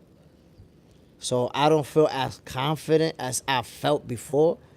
But I still got Schofield winning that fight. I think the younger, stronger fighter will be able to pull it off. Now, I will say, Tevin Farmer, he's a slick fighter, has the footwork. I think he can frustrate Schofield. So it's about, can Schofield stay focused and not allow Farmer to suck him into his type of fight? Mr. Riz, I watched the Canelo Bivol fight last night. There, so you watched that beating once again? And what did you think about that beating Bivol gave Canelo? Boys be crying. So many Canelo fans come on this stream. Now listen, Canelo Alvarez, being the face of boxing, he has a lot of fans, and his fans are loyal to him. And I respect that. I respect that because you know what? At the end of the day, I'm never going to take away from Canelo. He's a pound-for-pound fighter, one of the greatest of this era, one of the most accomplished of this era, multi-division undisputed. Like, the accomplishments go on and on and on. First ballot Hall of Famer. You can't say enough about Canelo Alvarez. So if somebody says he's going to win, if they say he's going to, knock Crawford out, I understand why they're saying it. I get it. Canelo a great fighter. Boys be crying. I see this as a 75-25 fight for Crawford. I see that Crawford is more focused compared to Canelo. Blue Blood Sport has love in his heart and very fair. By the way, I teach black history and I never said, wait a minute. I teach black history and I never said it was all Dominicans that share your sentiments. I don't think you said it was all. I wasn't talking about your comment specifically. So I wasn't responding to you when I said that. But even if you didn't say that all Dominicans share my sentiments, you don't know my sentiments, my guy, because I've never expressed hate towards Haitians ever. So where are you getting those sentiments from? Yoda, Triple G beat Canelo too. Nah, I don't like to say that. I actually have money on Triple G for the first fight, and I felt like he won. But at the end of the day, Canelo won. That's what's in the history books. So I don't like to debate much about what we thought should have happened, because a lot of fighters have had a fight that they were gifted, or that people felt it should have gone the other way. If you look at Floyd Mayweather, with Maidana the first time around, and when Castillo the first time around, people felt he lost both of those fights. Of course, there's people right now that will tell you, nah, Floyd is 48-2. He's 48-2 because he lost those two fights. But nah, he's 50-0. He retired undefeated. So when a fight, it's close, because Canelo versus Triple G won, it was a close fight. I had Triple G winning it too, but it was a close fight, and there was some swing rounds on there. So I understand. I accept it. Once the results are in and they can't be overturned, I accept it, my guy. Boys be crying. Lara arguably beat Canelo too. My brother. There's people that feel like Lara won that fight till this day. And I get it. Lara gave Canelo a lot of problems with the footwork and with the reach. That's what I'm trying to tell people. The three fighters who beat the two fighters who beat Canelo and the guy who gave him a lot of problems, none of them dudes, my peoples, had power like that. None of them dudes was big power punchers or hurt Canelo at any time during the fight. They outboxed him, my peoples. They was there to outbox him. So the notion that you need power to beat Canelo, that's wrong, my peoples. You don't need power to beat Canelo. You need to outbox him. We already seen it twice. We already seen two fighters with a low knockout percentage outbox Canelo. So people are putting this high bar on Crawford, like, oh, he doesn't have the power. He doesn't have the power to keep him off of him. He doesn't have the, what? Did you not see that people who beat Canelo? Did they look like they had power to you? No. Both of them low knockout percentages and never were known as power punchers. and they beat him. So people have to forget about that notion that, oh, Crawford doesn't have the power to keep him off of him. What? That Bivol had the power to keep him off of him? Learn, my peoples. He don't need power to keep Canelo off of him. All he need is the boxing skills. The boxing skills to outbox him. Terrence Crawford has that. He has it. Mr. Riz, I knew Bivol won that fight. I know he uses a Soviet style, but Bivol needs to throw hooks and learn to fight on the inside. I mean, I don't know why you would say that, bro, that he needs to learn how to throw hooks and learn how to fight on the inside. Did you watch him beat Arthur Beterbiev in the last fight? Come on now, did you watch that fight? It doesn't sound like you watching, my guy, because Bivol put a masterclass. From the outside, from the inside, from different angles. He did it all. He looked special. That's how I would say. That's how I would describe it. Bivol looked special to be the first guy to defeat Arthur Beterbiev. Looked special. He really did. But my people, let's get this phone in this charger because this phone was about to turn off on me, y'all. I'm gonna have to disconnect the microphone. Let me see if you guys can still hear me. My people, let me know if y'all can hear me. Let me know if y'all can hear me, because I had to take off the microphone. Let me know if you can hear me, my peoples, because I unplugged the microphone, so I have no idea if you guys can hear me. Yoda, how did Triple G make the fight close the first fight? Hold on, you're asking how did Triple G make the fight close the first fight? I think in the first fight, Canelo was showing a lot of respect for Triple G. We saw Canelo that for the first time, we saw him almost appear to be running, using more footwork than what we're used to seeing him using. And Triple G was just applying that pressure and landing a lot more punches on Canelo than what we're used to seeing. So that's why, a lot of us came out of that fight feeling like Triple G won it. We had never seen somebody landing so many punches on Canelo. Flush, hard punches. So I think that's why a lot of us felt like Triple G won. But again, when a fight, is already over, the results are in, I don't really debate about who won because that's it. The results are in. So at the end of the day, whether we like it or not, Canelo Alvarez beat Triple G. Those were the results. Fresh Produce. My brother, you sound like you could do a mean Q-tip impression. I probably could, bro. I probably could. Joking, jab, the nobody, Jay Smith. Any advice on dieting and losing weight? So for dieting, the toughest part about dieting is turning it into a lifestyle. The biggest problem with a diet is that if you do something that's really good but not sustainable, it doesn't mean shit. Why? Because if you want to lose 10 pounds and you do that diet to lose your 10 pounds, but then you go back to your normal lifestyle, you gain those 10 pounds within a couple of weeks, maybe even faster. So I think that's the hardest part of dieting is being consistent, is making it a lifestyle.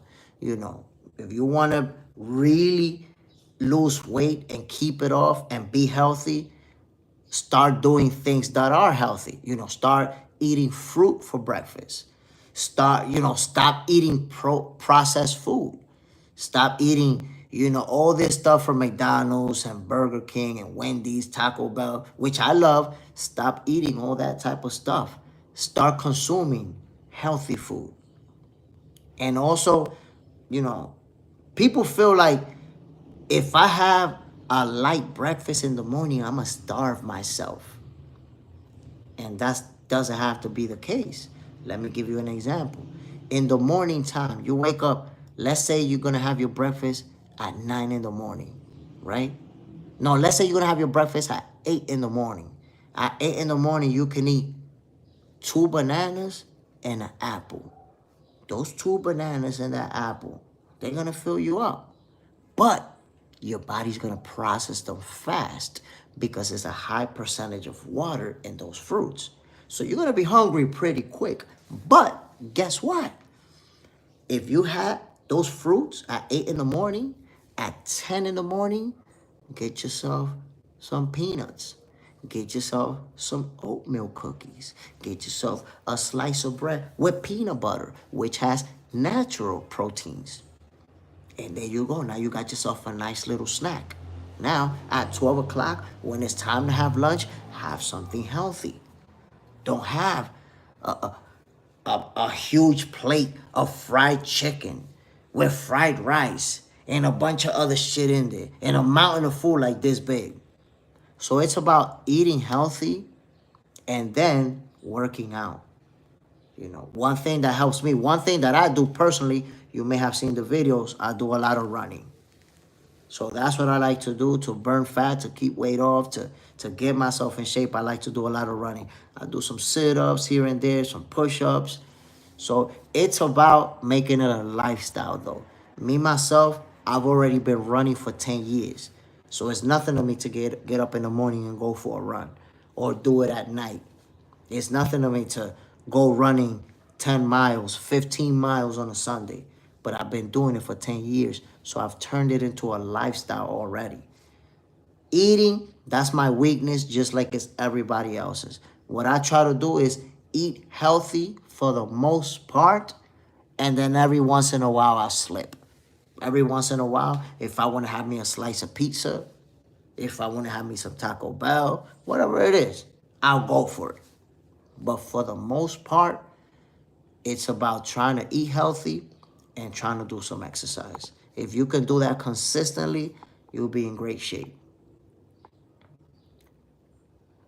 Joker, jab, jab, timing pressure. That pressure, yo, you're going to see Terence Crawford. People are going to see Crawford applying pressure on Canelo, and they're going to be surprised.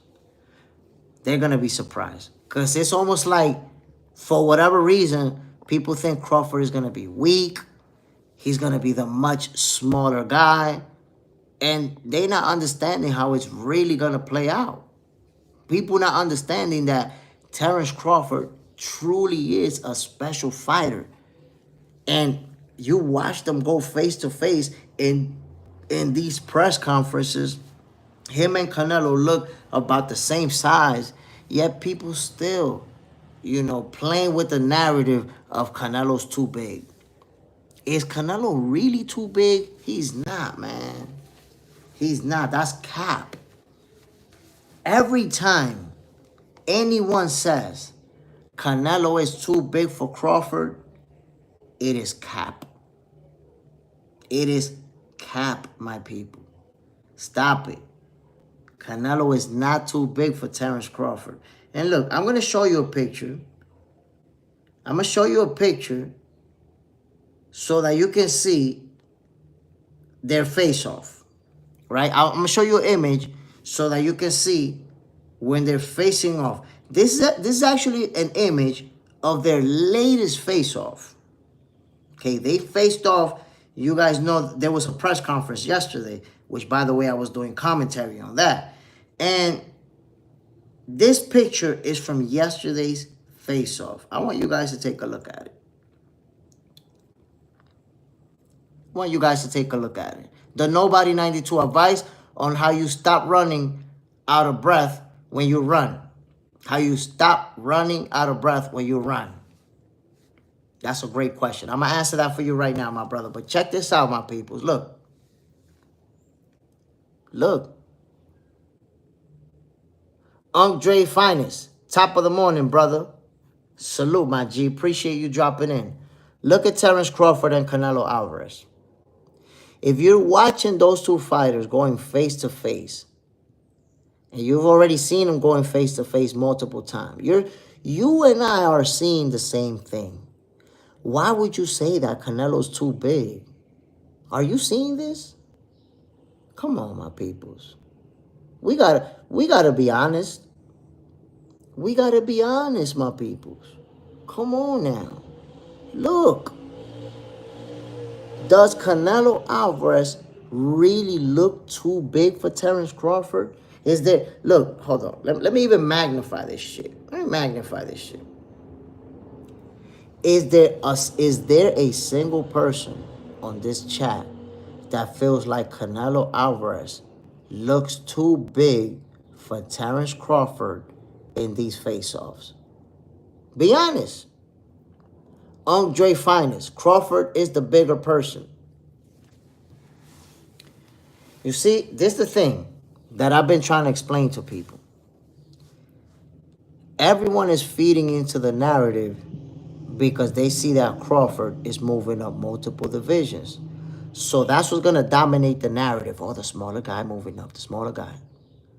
But nobody's considering the fact that Terence Crawford has been walking around weighing over 180 pounds for months, training, running, sparring, doing physical activity, weighing over 180 pounds.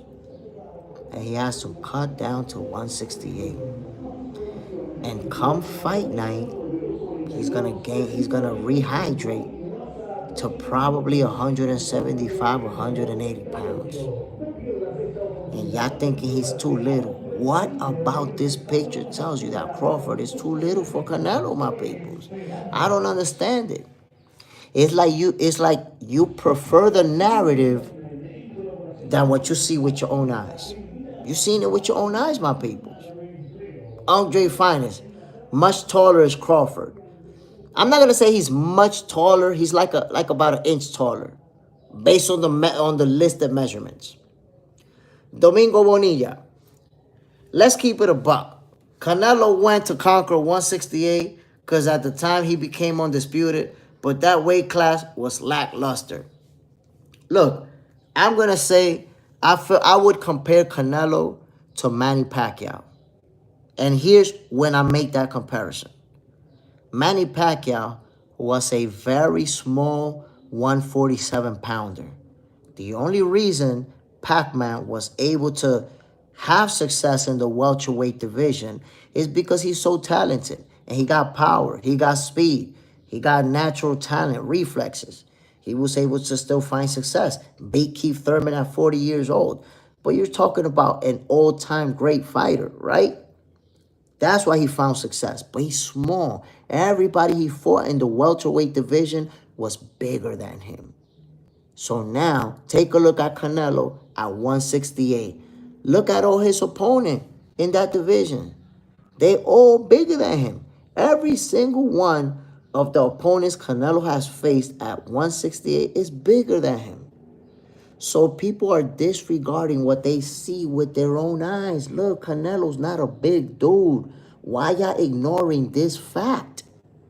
Why y'all ignoring it? And why, if we already saw them facing each other and we know that there's not a big size difference, why people still selling the narrative of Canelo being too big and Crawford being too small? Are we not seeing this? Andre's Finest. They keep pushing the BS, my brother. Fact. Domingo Bonilla. Canelo saw the competition at 168. And oh yeah, I saw that. Oh no, wait, at 168, say he can become undisputed in 1 year. And he did it when Benavidez lost the WBC belt. I mean, look, I think that Canelo wanted to keep moving up to as many weight classes as he can and keep winning. You saw he tried to challenge Bivol at 175, fell short. Nothing to knock him when it comes to that. You know, he's won in a lot of divisions. But that's the reality. Canelo's a small 168 pounder who has found success in that division because of how good he is, because of his talent. But he's not a big guy. We've never had a conversation in the past where anybody's saying, yo, Canelo's big, yo, he's a big dude. Nah, he's not a big guy. He's a small 168 pounder. So when you look at him, And Terence Crawford standing face to face, does he look big in front of Crawford? No. And it's funny because I've been saying that. Finally, I get the opportunity to show you guys. I get the opportunity to say, look, show me. Show me where Canelo is too big. And there you have it. You don't see it. You don't see it. Greatest system. He isn't black. Oh, man, I don't know. You're in a different conversation. I don't know. Sliding counter. This is going to be a great fight. I agree with you, my brother. This is going to be one for the history books. I feel like Crawford and Canelo, they're going to give us one of those epic battles. Kind of like you saw Chris Eubank and Conor Ben, Chris Eubank Jr. and Conor Ben. How that was like, you know, such a fight. Canelo and Crawford is going to play out the same way. I'm not saying it's going to be that type of slugfest because I know that Crawford is more technical and is going to use his technical abilities to give Canelo angles to offset what Canelo does. But this is going to be a very exciting fight to watch. And look how big of a fight it is when right now we're in September. We're 3 months away from this fight. Yet people are arguing about it every day across social media, whether it's on Facebook, on Instagram, on TikTok, on YouTube. This fight, yo, I don't remember when was the last time that people were going this crazy over a fight that is 3 months away. We're in June, my people. This fight's going down in September. And we going at it. That shows you how bad people want this fight. We want it, bro. We want it badly. And we're going to get it.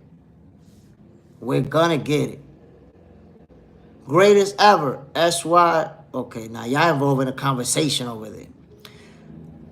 Domingo Bonilla, he went up to fight Bivol so the people won't talk shit about the Benavidez fight. I really feel like Canelo ducking. I'm going to tell you like this, my brother.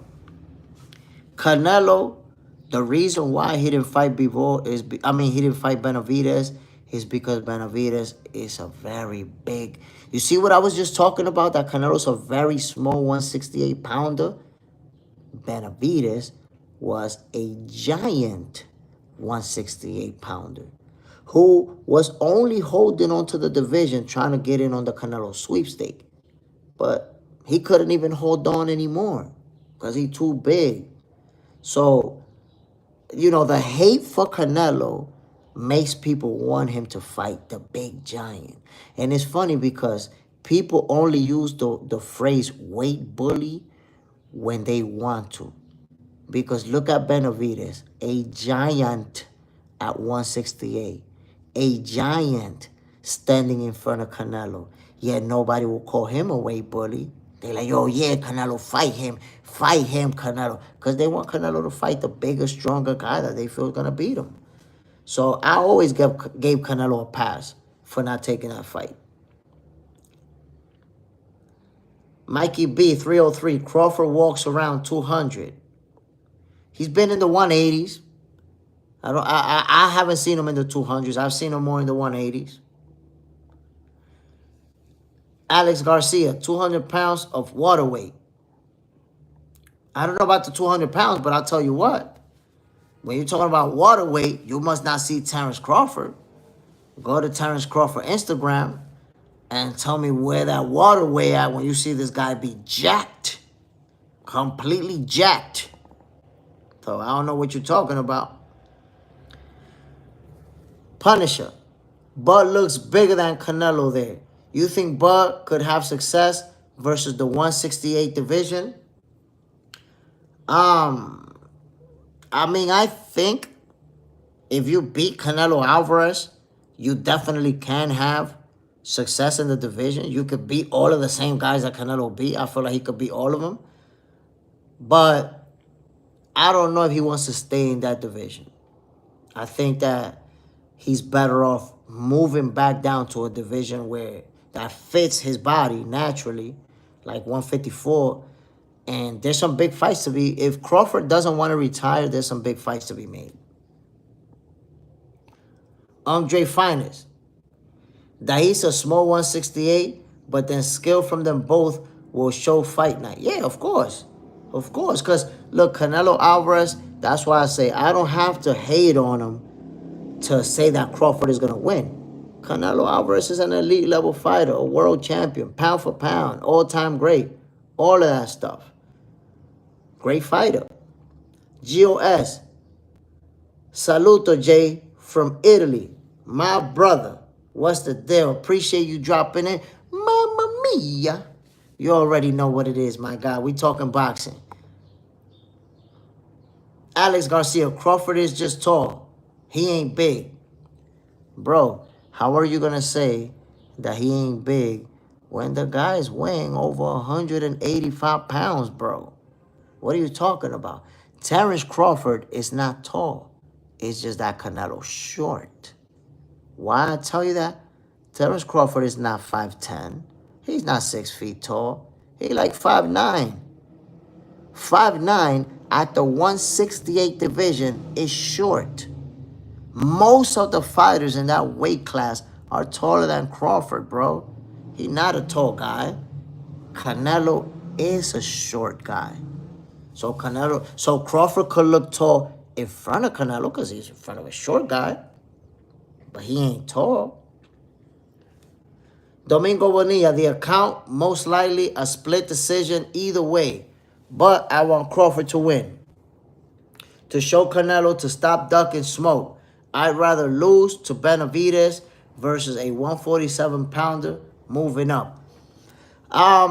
You know what? I think Canelo prefers to lose to Crawford than to Benavidez. You know why? Because this fight could go the distance with Crawford winning by unanimous decision. At least that's how I see it playing out. Benavidez could actually be the first guy to pummel and stop Canelo Alvarez. You got to think about it. In both of his losses, which he pretty much got dominated, he didn't really take a beating. It's not like Floyd Mayweather beat him up or Bivol beat him up. They outboxed him, put all type of hands on him, but they never hurt him. He never got dropped. He never got hurt, staggered, anything like that. He never looked like he's about to get stopped. That never happened. He just got outboxed. But David Benavidez will put a whole different type of beating on him. So, to me, it was a very smart business decision for Canelo Alvarez not to fight Benavidez. That was smart. Slight encounter. Probably Mayweather versus Pacquiao was the last time. I'm going to tell you something, man. Mayweather versus Pacquiao may actually be headed for a rematch. And I'm telling you that because you already see that right now. Pacquiao is going to be coming back for a title shot versus Mario Barrios. And you may recall that a few months ago, George Kambosos said that he was offered a fight with Floyd Mayweather in a big stadium in Australia. So it looks like Floyd Mayweather is already playing with the idea of coming back. And if Manny Pacquiao beats Mario Barrios and becomes a world champion, I can see Floyd Mayweather trying to come back, wanting to take that title from him. Like, I'm going to take that one too. You became the oldest champion. Well, Manny Pacquiao is the oldest welterweight champion in history at 40. But he might break his own record at 46. But if he does that, Floyd Mayweather now could be like, you know what? I'm older than you. I'm going to take that from you. And now I'm going to break the record for oldest welterweight champion and oldest champion in the history of boxing. I don't know, man. Floyd Mayweather floating the idea of coming back. Mike B, 303. Canelo didn't even fight Morrell or Benavidez. I mean, a fight with David Morrell was never really in the cards. I don't know why you would bring up Morrell. Benavidez was his mandatory. He chose not to fight him, and I understand why. Simple as that. Boys be crying. Well, greatest ever SYSBM. I'm in Florida, Pensacola. Boys be crying. Greatest ever. I'm in Florida. In August, prepare yourself. Get an MMA cage ready. Oh, shit. I'm telling you, in Box Center, we're going to have to start setting up some Box Center matches, and y'all going to have to send me the videos so that we can post them. Greatest. I'll beat everyone ass in here. Oh, nah, when you say I'll beat everyone ass in here, I already know you can't fight for shit. Nah, I'm just capping on you, but shit, I hope some of y'all gonna get to mix it up and put it on video and send it to me so I could post it. Andre Finest. It's the same when it comes to Tank. I mean, look, Tank is not the same, it's way worse. And I'm gonna tell you why.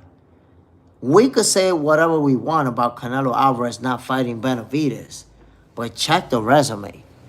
Canelo Alvarez has faced a lot of world champions. He's beaten a lot of world champions. He's beaten Hall of Famers.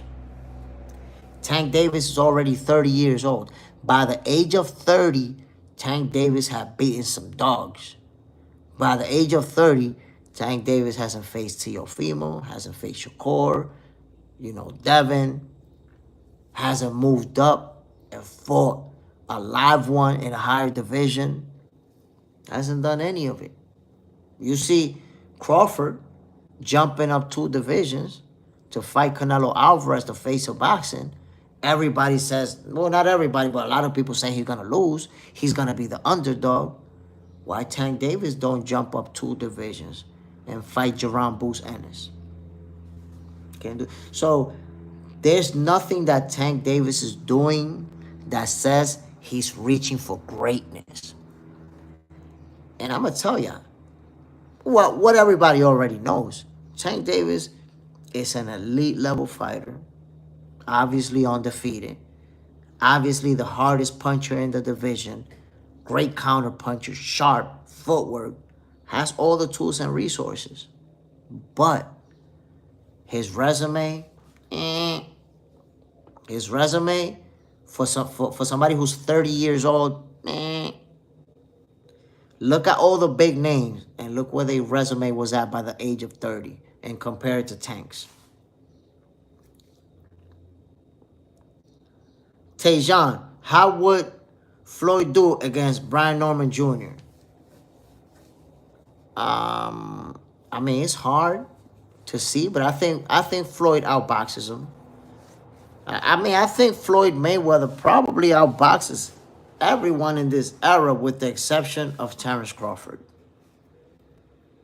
And maybe even Shakur Stevenson. Andre Finest. But Canelo cashed them out of their prime. I mean, you can say that's an opinion that you can pretty much say that about everybody. There's a bunch of fighters that Floyd fought that you could say Floyd fought them out of their prime. Say that a lot. Boxing, everybody, you can't dictate when somebody started their career, when somebody finished their career. Sometimes you can't dictate when we're going to fight each other. The point is, when they face each other, he beat them. You always got to consider that. You can't use the when they fought, because then you have that conversation about every fighter. You have to say that about everyone.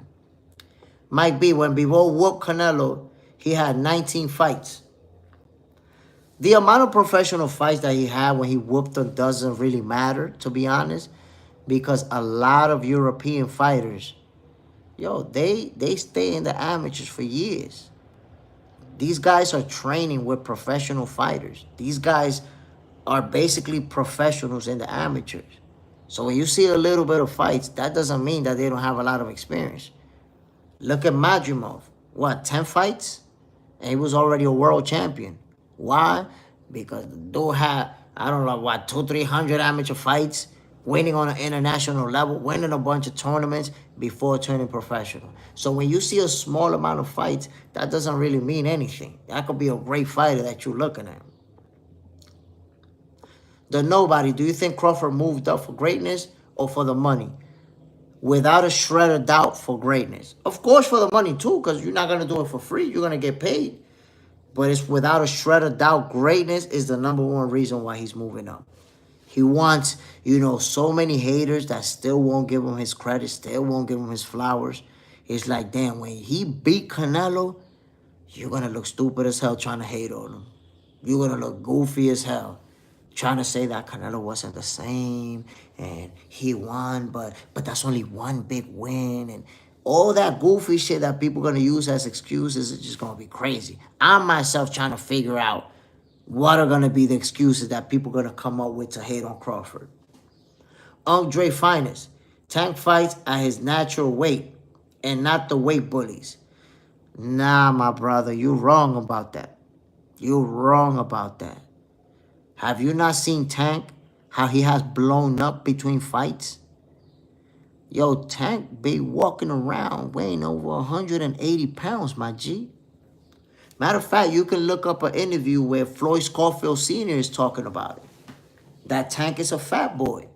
Tank is a fat boy who's athletic. That's why other boxers have called him fat.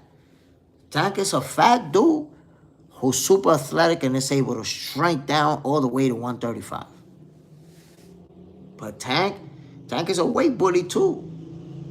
That's why he clinging on to that 135-pound division for dear life.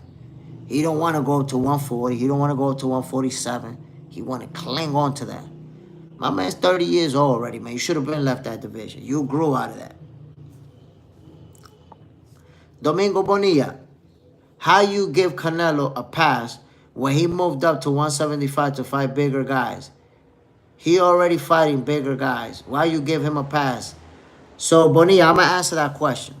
Number one, do you give Tank Davis a pass for moving up and fighting Mario Barrios, a secondary champion at 140, and then running right back down to 135 and staying at 135? Do you give Tank Davis a pass for doing that? Because I remind you, you're saying Canelo fought guys at 175. Bro, Canelo went up and fought this dude, Kovalev, who was already a washed-up champion. Beat him, went back down to 168. What are you talking about? Tried to fight Bivol, got beat up. It's not like Canelo had, half of a career at the 175 division, bro. He went back down because he realized that he was too small. Obviously, he couldn't hang. Too small for 175. He lost. He got beat. He got dominated by Bivol. Too small. So that's why I give him a pass. If you put Canelo standing in front of Benavidez, he's going to look too small. He's not going to look like he looks in front of Terence Crawford. That's what you don't want to understand. Because you want Canelo to lose. You want Canelo to fight the bigger guy. That's all it is. Mr. Cayo, Andy Cruz, one of them guys. Mr. Cayo, you couldn't have said it better. Andy Cruz is one of them guys. The Shakur Stevenson, Devin Haney, Teofimo Lopez, them type of guys, Andy Cruz is one of them. That's a fact, my brother. Mr. Cayo, the difference is Charlo did it for the money. Crawford doing it for legacy. I mean, look, man, at no point in time in that fight did it look like Charlo was trying to make a push to actually win it. He was there to say, look, I survived. I went the distance. I went 12 rounds with Canelo Alvarez. But it didn't look like he was there to win. It didn't look like he was there, trying to make it happen. I was disappointed in that fight. Andre Finest. Everyone wants to see Canelo versus Benavidez. Why can't we get what we want? I mean, you're not understanding, my brother. I want that fight too. I was asking for that fight too, my brother. All I'm saying is that I understand why Canelo don't want to fight him. I understand the size difference. So I give him a pass. I'm like, you know what? This dude is a giant. You're little. If you don't want to fight him, I respect it. But I wanted that fight just like you, bro. Ozzy, the more I think about it, the more I realize Crawford is going to win for sure. I don't see how Canelo deals with the style. He never does well versus this style. Yo, that footwork. And then Dimitri Bivol kept that jab in Canelo's face for 12 rounds. Crawford has a longer reach, longer arms than Dimitri Bivol. You think that jab is not going to be on Canelo's face? And you know what happens when you're eating jabs? It's very hard to land those flush shots to the body, that left hook. Why? Because you're not within punching range. To land that left hook to the body, you got to get in on the inside. You can't do that from the outside. That's why Canelo didn't have much success with those body punches when he faced Dimitri Bivol. Why? Because he was at the end of that jab for the most of the fight, for the most part. Andre Finest. That was before Tank got serious about boxing. I'm telling you, my brother. He's not. Look, you're saying. Look what you're saying, right? Tank a small guy. That's why everyone wants to fight, right? Tank is not a small guy. What he is short. He's a short guy. But his frame, he got a wide ass frame. I'll remind you that he left from the 130 division because he couldn't make weight. He lost the title because he couldn't make weight. And that's why he had to go to 135. And he even had the balls to cut down to 130 to fight Leo Santa Cruz. And then run right back up again. He never defended that title, not even once. And now he's clinging on to the 130 division. So I want you to think about this, my guy. Tank Davis was at 130 and moved up to 135 years ago. He's been in 135 for years. He fought Gamboa at 135. So you think that if you're at 135 at 25 years old, by the time you get to 30 years old, your body ain't grown? Your body's still the same? Of course not, my brother. No fighter that you see that moves up divisions, Tank already fought at 140, by the way, no fighter is going to stay at the age of 24, 25 in the same division that they're at 30 years old. Look at Devin Haney already. And he's only 27, like 27 years old. Look at Shakur Stevenson. Look at Teofimo Lopez. All of these guys moving up. Why? Because their body can't handle it no more. So Tank Davis, he's not growing taller because he's a short dude. But he got a wide frame, my guy. Tank Davis a weight bully too. You don't see how when he cut down to weight, face be all sucked in. Tank be like this the day before the fight. Come on. Then when he rehydrate, you know, he do the 10-pound rehydration clause. He could handle that. But his opponents, who maybe drop more weight than him, they could struggle. They could struggle with that rehydration clause. But at the end of the day, Tank Davis, he can fight at 140.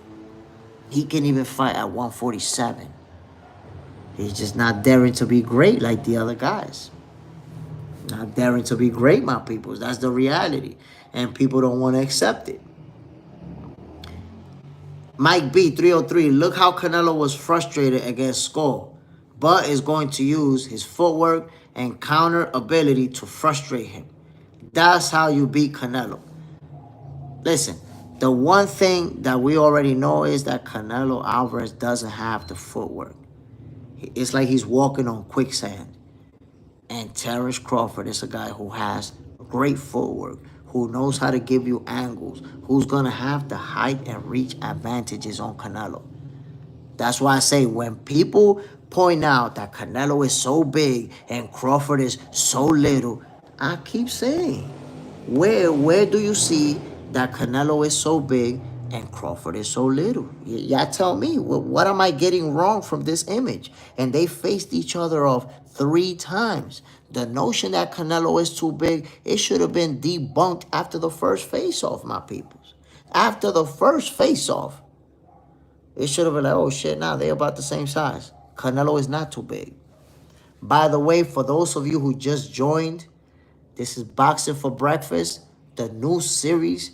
It debuted yesterday. And this is for boxing fans, my peoples. Let me talk a little bit to you guys about Boxing for Breakfast. We've been talking boxing for over 2 hours. And we're going to keep talking boxing. But I want to tell you guys a little bit about Boxing for Breakfast. Maker, what's the deal, my G? Bang. This morning show is for you guys. And it's also for me, too. And I'm going to tell you why.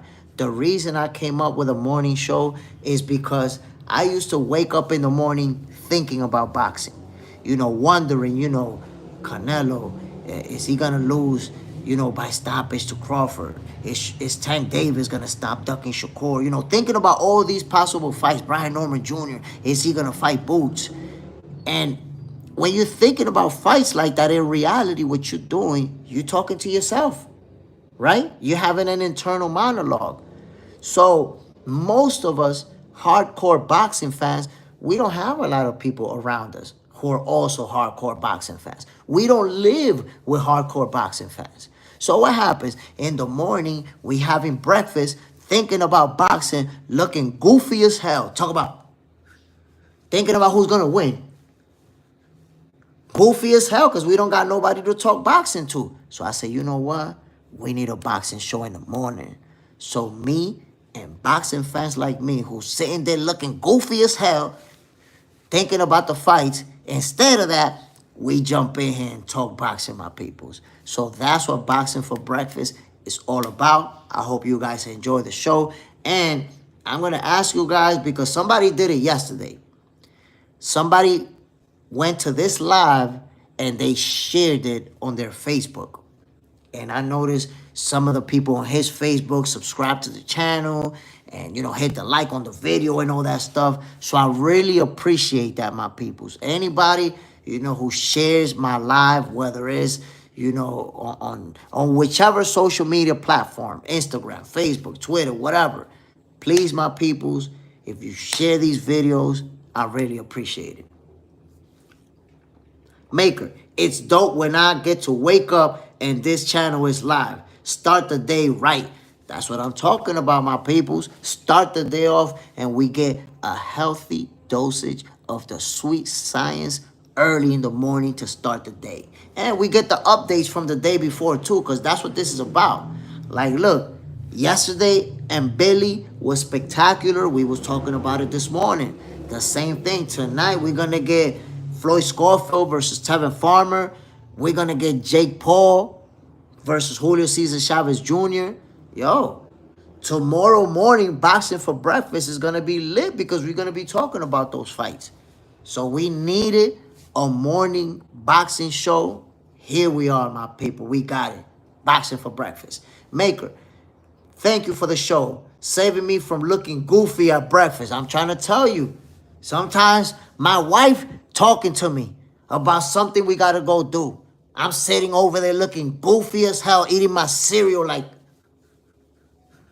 And my wife over there like, yo, I'm talking to you, bro.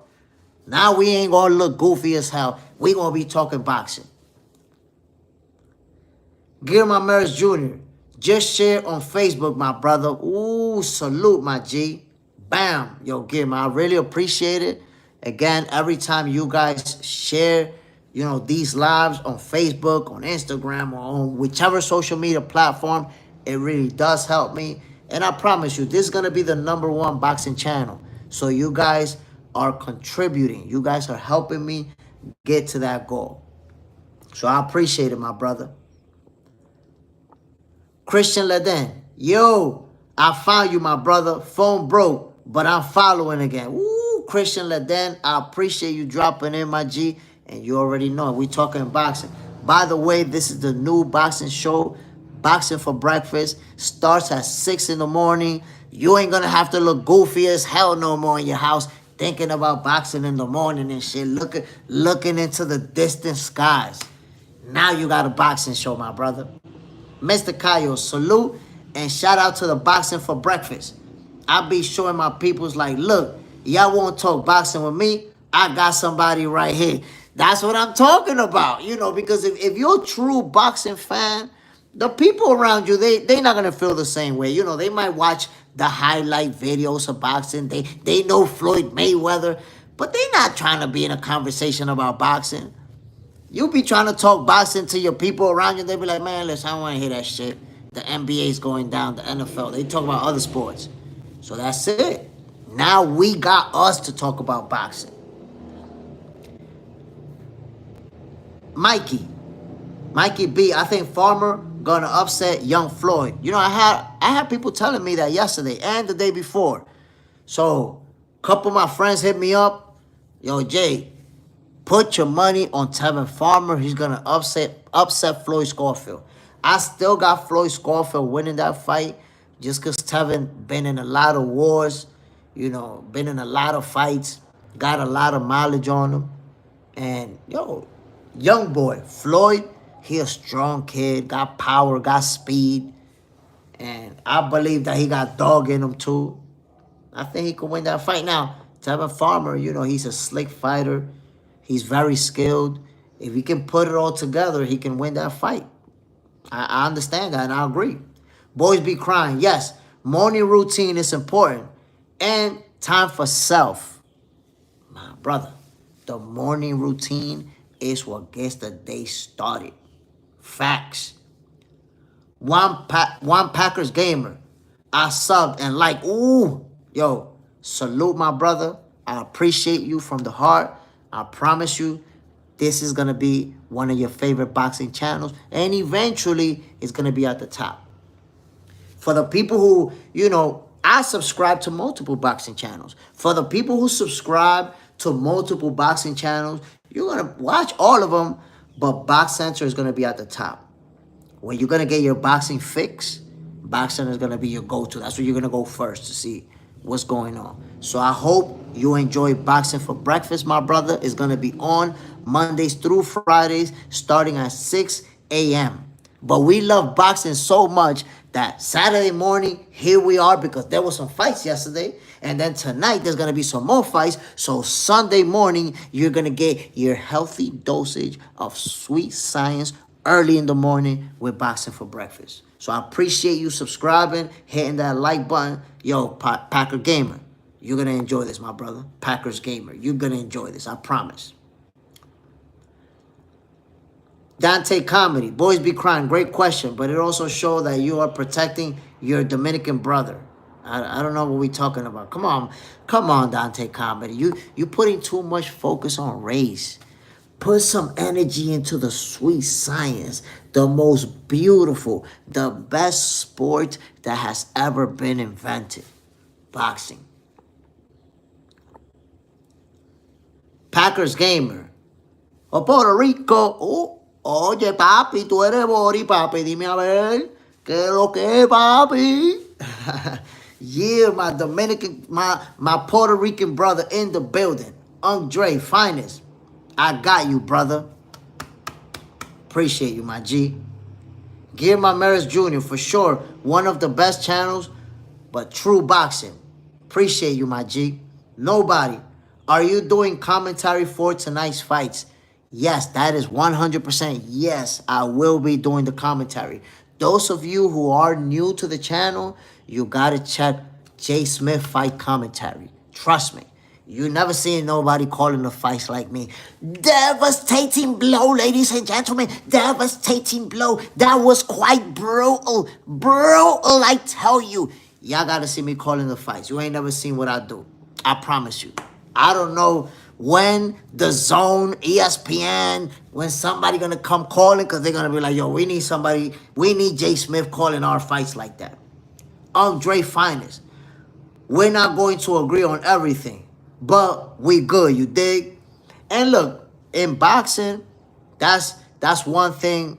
You're not always going to like the same fighters. You're not always going to like the same styles. There's a lot of things that you're going to have a different point of view on.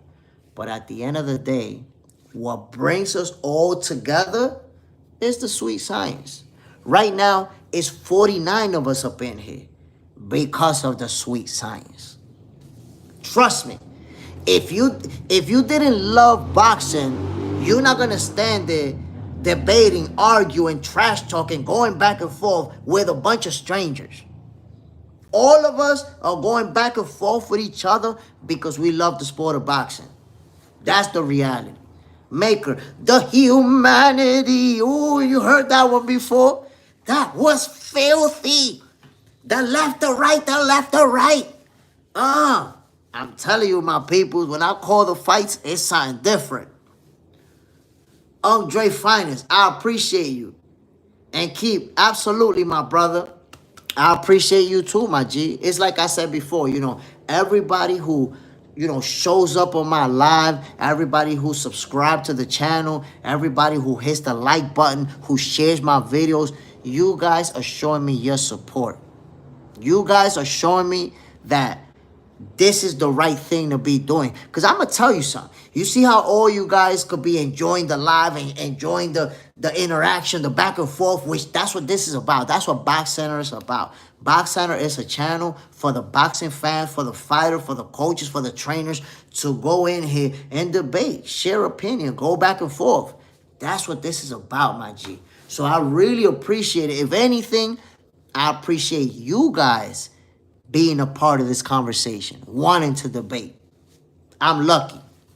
I'm lucky. I'm not famous. I'm not making a lot of money. I still don't have, hundreds of thousands of subscribers. But you guys that are rocking with me right now, I feel lucky. I feel lucky because when I go live, you guys drop in and talk boxing with me. What better than that to somebody who loves boxing than to have people to go back and forth with about the sweet science? Mr. Cayo, to the real ones who sub to one of the best boxing channels out there right now, turn them post notifications so y'all don't miss anything. I'll be back tonight if you come back on. I appreciate it, Mr. Cayo. And that's a fact, my peoples. I always forget to do that, to tell people, turn on the notifications and all that good stuff. Don't miss out. Because, again, what makes this such a unique channel is that I go live every day, interact with you guys. We share opinion. We trash talk each other. We argue. We debate. We get mad. We get happy. We experience all range of emotions in Box Center, my peoples. That's the reality. Because we passionate about the sport. We really are. So, with Box Center, you get commentary on the fights. You get interaction with the live. I post videos every day that I edit so that you can see something is being done in a professional manner. And Billy fought yesterday. I already posted a video about that fight, so you get updates in Box Center. Your Blue Blood Sports TV was on here with me yesterday. Guess what? You're going to see fighters joining me on here. You're going to see trainers, coaches. There's this one fighter who I'm talking to behind the scenes, who he already told me we're going to link up one of these days and talk boxing.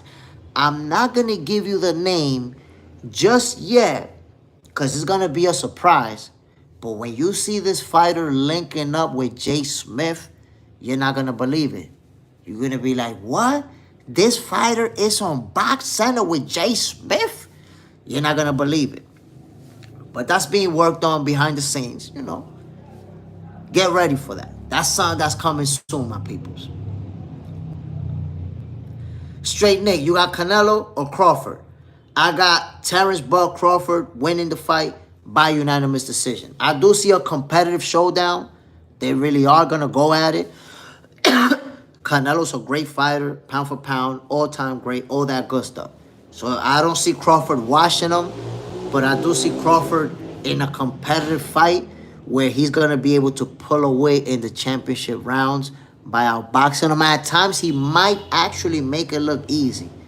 I'm not sure, but he might make it look easy. I got him winning this fight convincingly. Dante Comedy. I loved you the time I heard you, and I subscribed immediately, my brother, until you showed your true self. I want to treat your Haitian tenants with love. My Haitian tenants love me. They've been my Haitian tenants for like 4 years at this point. Put it to you like that. And by the way, a lot of people had been, leaving to the U.S. under that program that was allowing people to come in. And I helped a lot of people before that.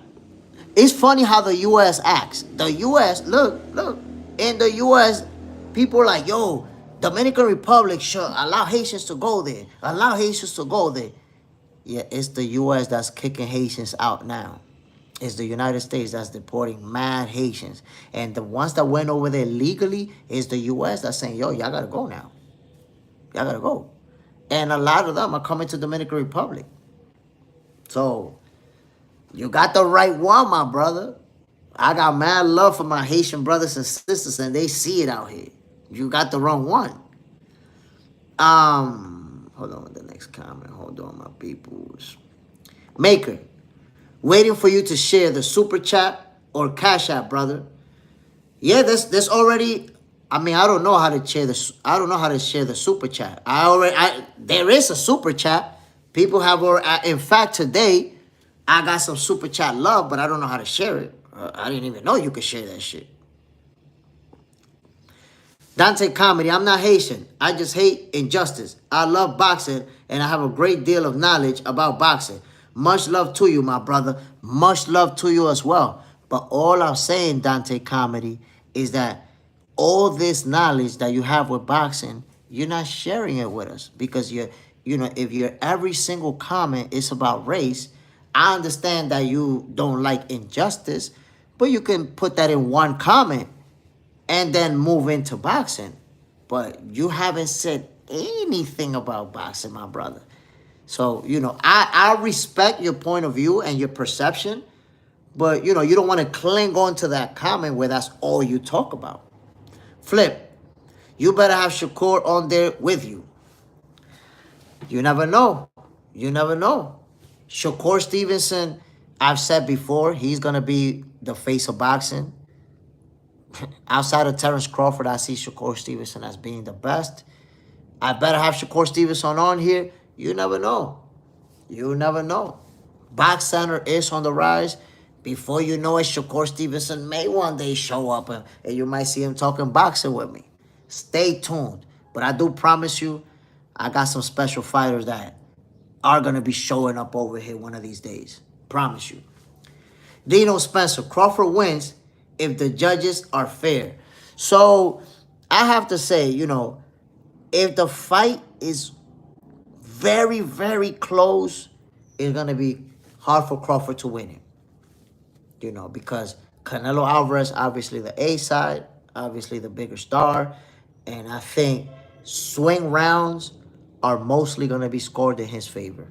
If they have multiple swing rounds, I believe that those rounds are going to go to Canelo. So Crawford is going to have to win convincingly. That's the reality. Benjamin Hernandez, salute. Bam. My peoples from the Dominican Republic in the building. Straight Nick, I respect it, but Crawford hasn't been hit by an elite fighter. That's not true, Straight Nick. You see, when we say, like, for you to make that comment, you're diminishing Crawford's opponents. Like, why would you say that when Errol Spence is a 3-belt unified champion who was undefeated when he fought Terence Crawford? He was hit by Sean Porter. Sean Porter's an elite level fighter, a former world champion. Kell Brook was a former world champion. Crawford fought elite level fighters. It's just that in order to hate on him, people diminish his opponents, which I think is sad. I don't think it's fair, but that's just the way it is. Mr. Kyle, Crawford has to start strong and steal around 2 to 5 rounds, win 7-10, and either win 11 or 12, if not both, if he wants to win unanimous decision, because they might try to rob him or split decision, Canelo, a slow starter. Look, I believe that Crawford has to start fast and has to win early rounds so that he can have Canelo playing catch-up. And I think that's what's going to happen. But I think for the first maybe 8-9 rounds, they're going to go back and forth. Like, let's say Crawford wins the first one, Canelo wins the second one. Crawford wins the third, Canelo wins the fourth. Then Crawford wins 2 in a row, 5th and 6th. Canelo wins the 7th. Crawford wins the... I think it's going to be like that. They're going to go back and forth. But by the time they get to the championship rounds, by the time they get to the 10th round, Crawford is going to start pulling away. He's going to start using his superior footwork, that long jab, that reach, his counter-punching ability when Canelo closed the gap, and he's going to pull away to make it a clear win. Just business. Damn right, USA. I'm from the Shy. Crawford is a chaser. The wrong-ass whooping. Canelo finna beat the Floyd out of him. I don't know where you're getting that, my guy. Oh, my peoples. My brother Maker with the super chat love. Yo, Maker. Bam. Appreciate you, my brother. You've been Down with the Box Center family for quite some time. You know I don't ask for nothing. You know nobody got to give me nothing. You know what I'm saying? $4.99 is not going to make you any more poorer. It's not going to make me any more richer. But you showing me that you appreciate what I'm out here doing, my brother. So I really appreciate you. Anybody who wants to contribute to Box Center, I don't care if it's 5, if it's 10, if it's 1. They all feel the same to me because it's you guys showing me love. You guys appreciate what I'm doing out here. So, Maker, I really appreciate you, my brother. Hell yeah. No one you know. It is the first time at this weight. He only wins if he hurts Canelo. That is incorrect, my brother. You saying that he only wins if he hurts Canelo is like you forgot that Canelo lost to Floyd Mayweather and Dimitri Bivol, 2 guys that didn't hurt him. 2 guys that couldn't hurt him. 2 guys with a low knockout percentage, not known to be power punchers. So if Canelo got beat twice by guys who were not power punchers, why is it that people are saying that Crawford needs power? No one you know. You saw Canelo get outboxed twice. Why do you feel like Crawford cannot outbox him just like those 2 fighters? I'm not sure, but you're going to find out. He's going to be able to beat Canelo without hurting him at all, just outboxing him. No one you know, Crawford is much more durable and stronger than people think. He was a wrestler. He's strong. He's a lot stronger than people think. And we're going to see it. If they clinch, we're going to see it in the clinch. Crawford strong as hell. He's going to be able to ragdoll Canelo, move him around. Mr. Cayo, did Floyd hurt him? Did Bivol hurt him? Last time Chance was hurt when he was 19. I'm trying to tell you. He lost to people that were not able to hurt him at all. So this notion that Crawford has to hurt him to win, that's not true. That's false. Mr. Cayo. Oh, no. Flip. Mr. Cayo, I'm glad you got his ass. I'm glad you got his ass out of here. I believe he's kin to the other weirdo, the bald-headed one. If you know, you know. Oh, man. Good job getting him out of here. No one you know. The judges will favor Canelo. He has to hurt him. The output isn't much higher. Like I said, my guy, he don't have to hurt him. He simply got to outbox him. That's it. Mr. Cayo, he an athlete. And when he rough up Canelo, that's when he going to get frustrated. No one you know. I think Crawford can beat him, but the judges in boxing are a whole different story. My guy, if Crawford beats him in a convincing fashion, the judges are not going to take it away. They're not going to take it away. If anything, you got to remember that, and it's been made public, that His Excellency Turki Al-Sheikh is rooting for Crawford. He wants Crawford to win. So if Crawford wins, ain't nobody going to have the balls to take it away from him when he got the big dog rooting for that win. No one you know, boxing judges have no issue robbing people. I think you're putting too much on what boxing judges do and not putting enough on what Terence Crawford is going to do. Just business. This how we argue every time. Footwork don't mean nothing no more. Canelo, elite fighter. Like he said, get this black bum out of here. This out of bet, I got Canelo. Canelo going to get his ass whooped. I'm telling you, just business. Canelo is going to get his ass whooped. Terence Bud Crawford is going to put so many hands on him. So many hands. No one you know. I have my money on Crawford. I don't trust the judges. All right, man. If you want to focus on the judges, do you. I'm not even thinking about the judges. We're going to get 2 great fighters, 2 pound-for-pound fighters, 2 world champions, 2 highly decorated fighters, and you're over here worrying about the judges. I'm not worrying about all that, man. I'm worried about the highly competitive, entertaining, historic fight that we're about to get.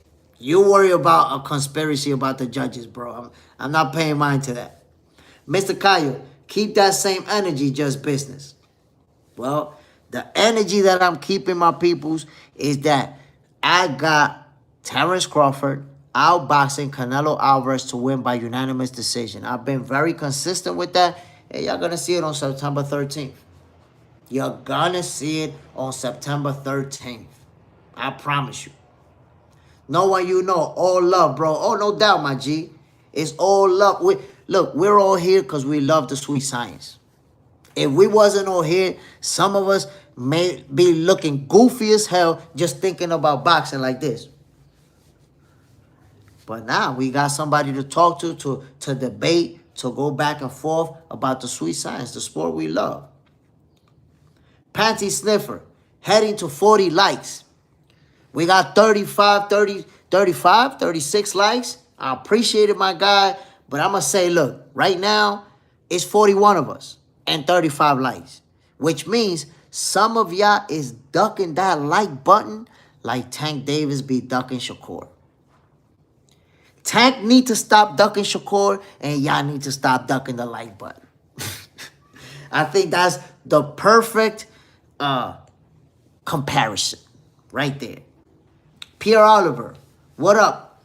How many body shots you think we can take of Triple G? How many body shots you think we can take from Triple G? One body shot. We headed to the hospital. We headed straight for the emergency room after that one shot. No one you know. Also, Crawford is not the smaller boxer. That's what people are trying to... That's the narrative that people are putting out there because they're stuck on the two divisions that he's moving up. But they're actually more stuck on a narrative than what they see with their own two eyes. It's like you're looking at them, but you're still going by the narrative. I don't even know what to say about that at this point. Panty Sniffer, there is so much be lurking, just watching, but not liking or commenting. I mean, you know, I don't know. I don't know why. I don't know. There's a lot of people who they enjoy watching it. They stick around, but they won't hit that like button. God damn. That like button? Shit. Mr. Kayo, if Bug gave Canelo about 5 or 6 strong rounds, they might just try to rob Crawford. That's what I was talking about before, that I feel like the swing rounds, if it's very close, they're going to be scored in Canelo's favor. The judges are going to score those rounds for Canelo if they're very close. So Crawford has to win in convincing fashion. Flip. Now, Jay Smith, you know I can't let you talk about Tank like that. I don't believe he's ducking the smoke. I just believe he needs to come off of his high horse. Nah, my brother, you're giving him a legit excuse because you're kind of speculating about the high horse. But at the end of the day, does he not want to be great? Does he not want to fight any of the best? You got to think about the fact that Tank Davis is already 30 years old. 30, my guy. No Devin, no Shakur, no Teofimo, no moving up and challenging big dogs in other divisions. Just clinging on to 135 and that bullshit-ass secondary title. Come on. That's it. I'm tired of it already. I remember, throughout Tank Davis's entire 20s, people were like, nah, he's being developed. He's being developed. Like, but he's 25 and a world champion. Nah, he's being developed. But he's already 28 and a world champion. Nah, he's still being developed. My nigga's 30 years old. He's still being developed. What the hell's going on out here? God damn. Hash Bass. I can't wait until we get to see Shakur versus Tank. Listen, my brother. I was talking to Blue Blood Sports TV yesterday, and he told me we might not even get that fight. He told me we might not even get it. And by the way, you see how you told me that Tank Davis is not going to fight Jake Paul? Check out the live from yesterday that I did with Blue. And he told me, they don't even know right now the Tank Davis-Lamar Roach rematch is kind of shaky. They haven't put together the whole card. Steven Espinosa's spoke about they struggling to put the budget together. So that fight was announced a while back, and then they said the date got pushed back. But right now, we truly don't know if Tank versus Lamar Roach 2 is going to happen. We don't know.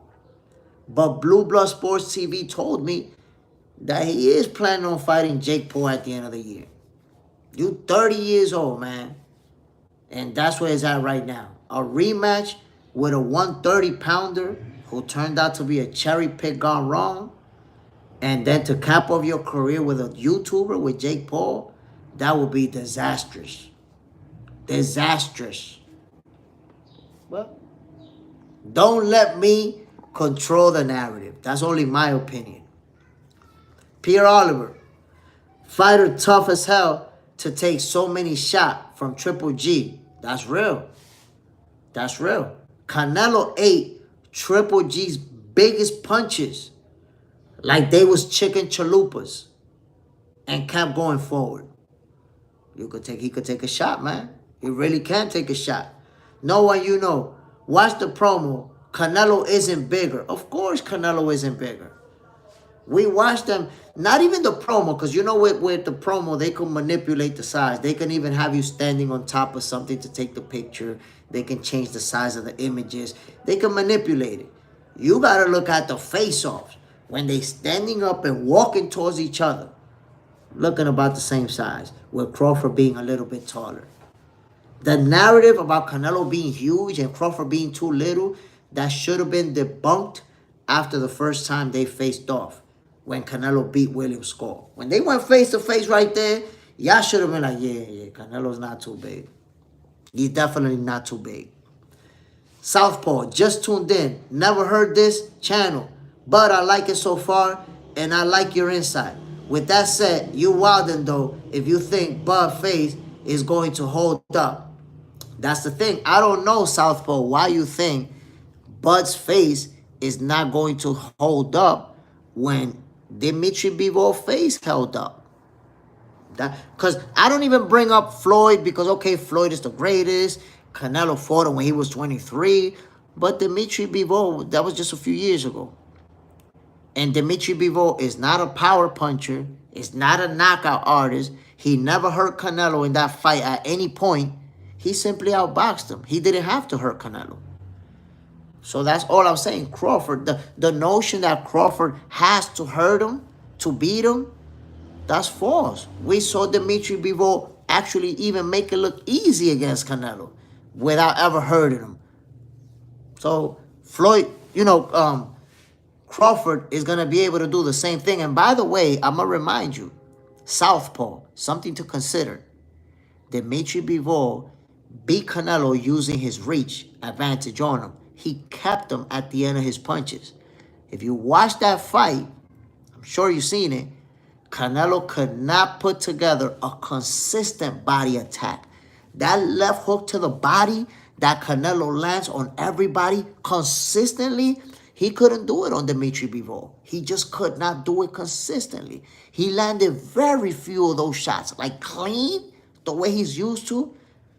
You're not going to slow down a guy when you land one big left hook to the body in the 3rd round and another good big left hook to the body in the 9th. And then at the end, he couldn't do a consistent body attack on Dimitri Bivol. And you know what's the main reason of that? The reach advantage. Canelo has short arms. Bivol has long arms. And he was successful keeping Canelo at the end of the jab.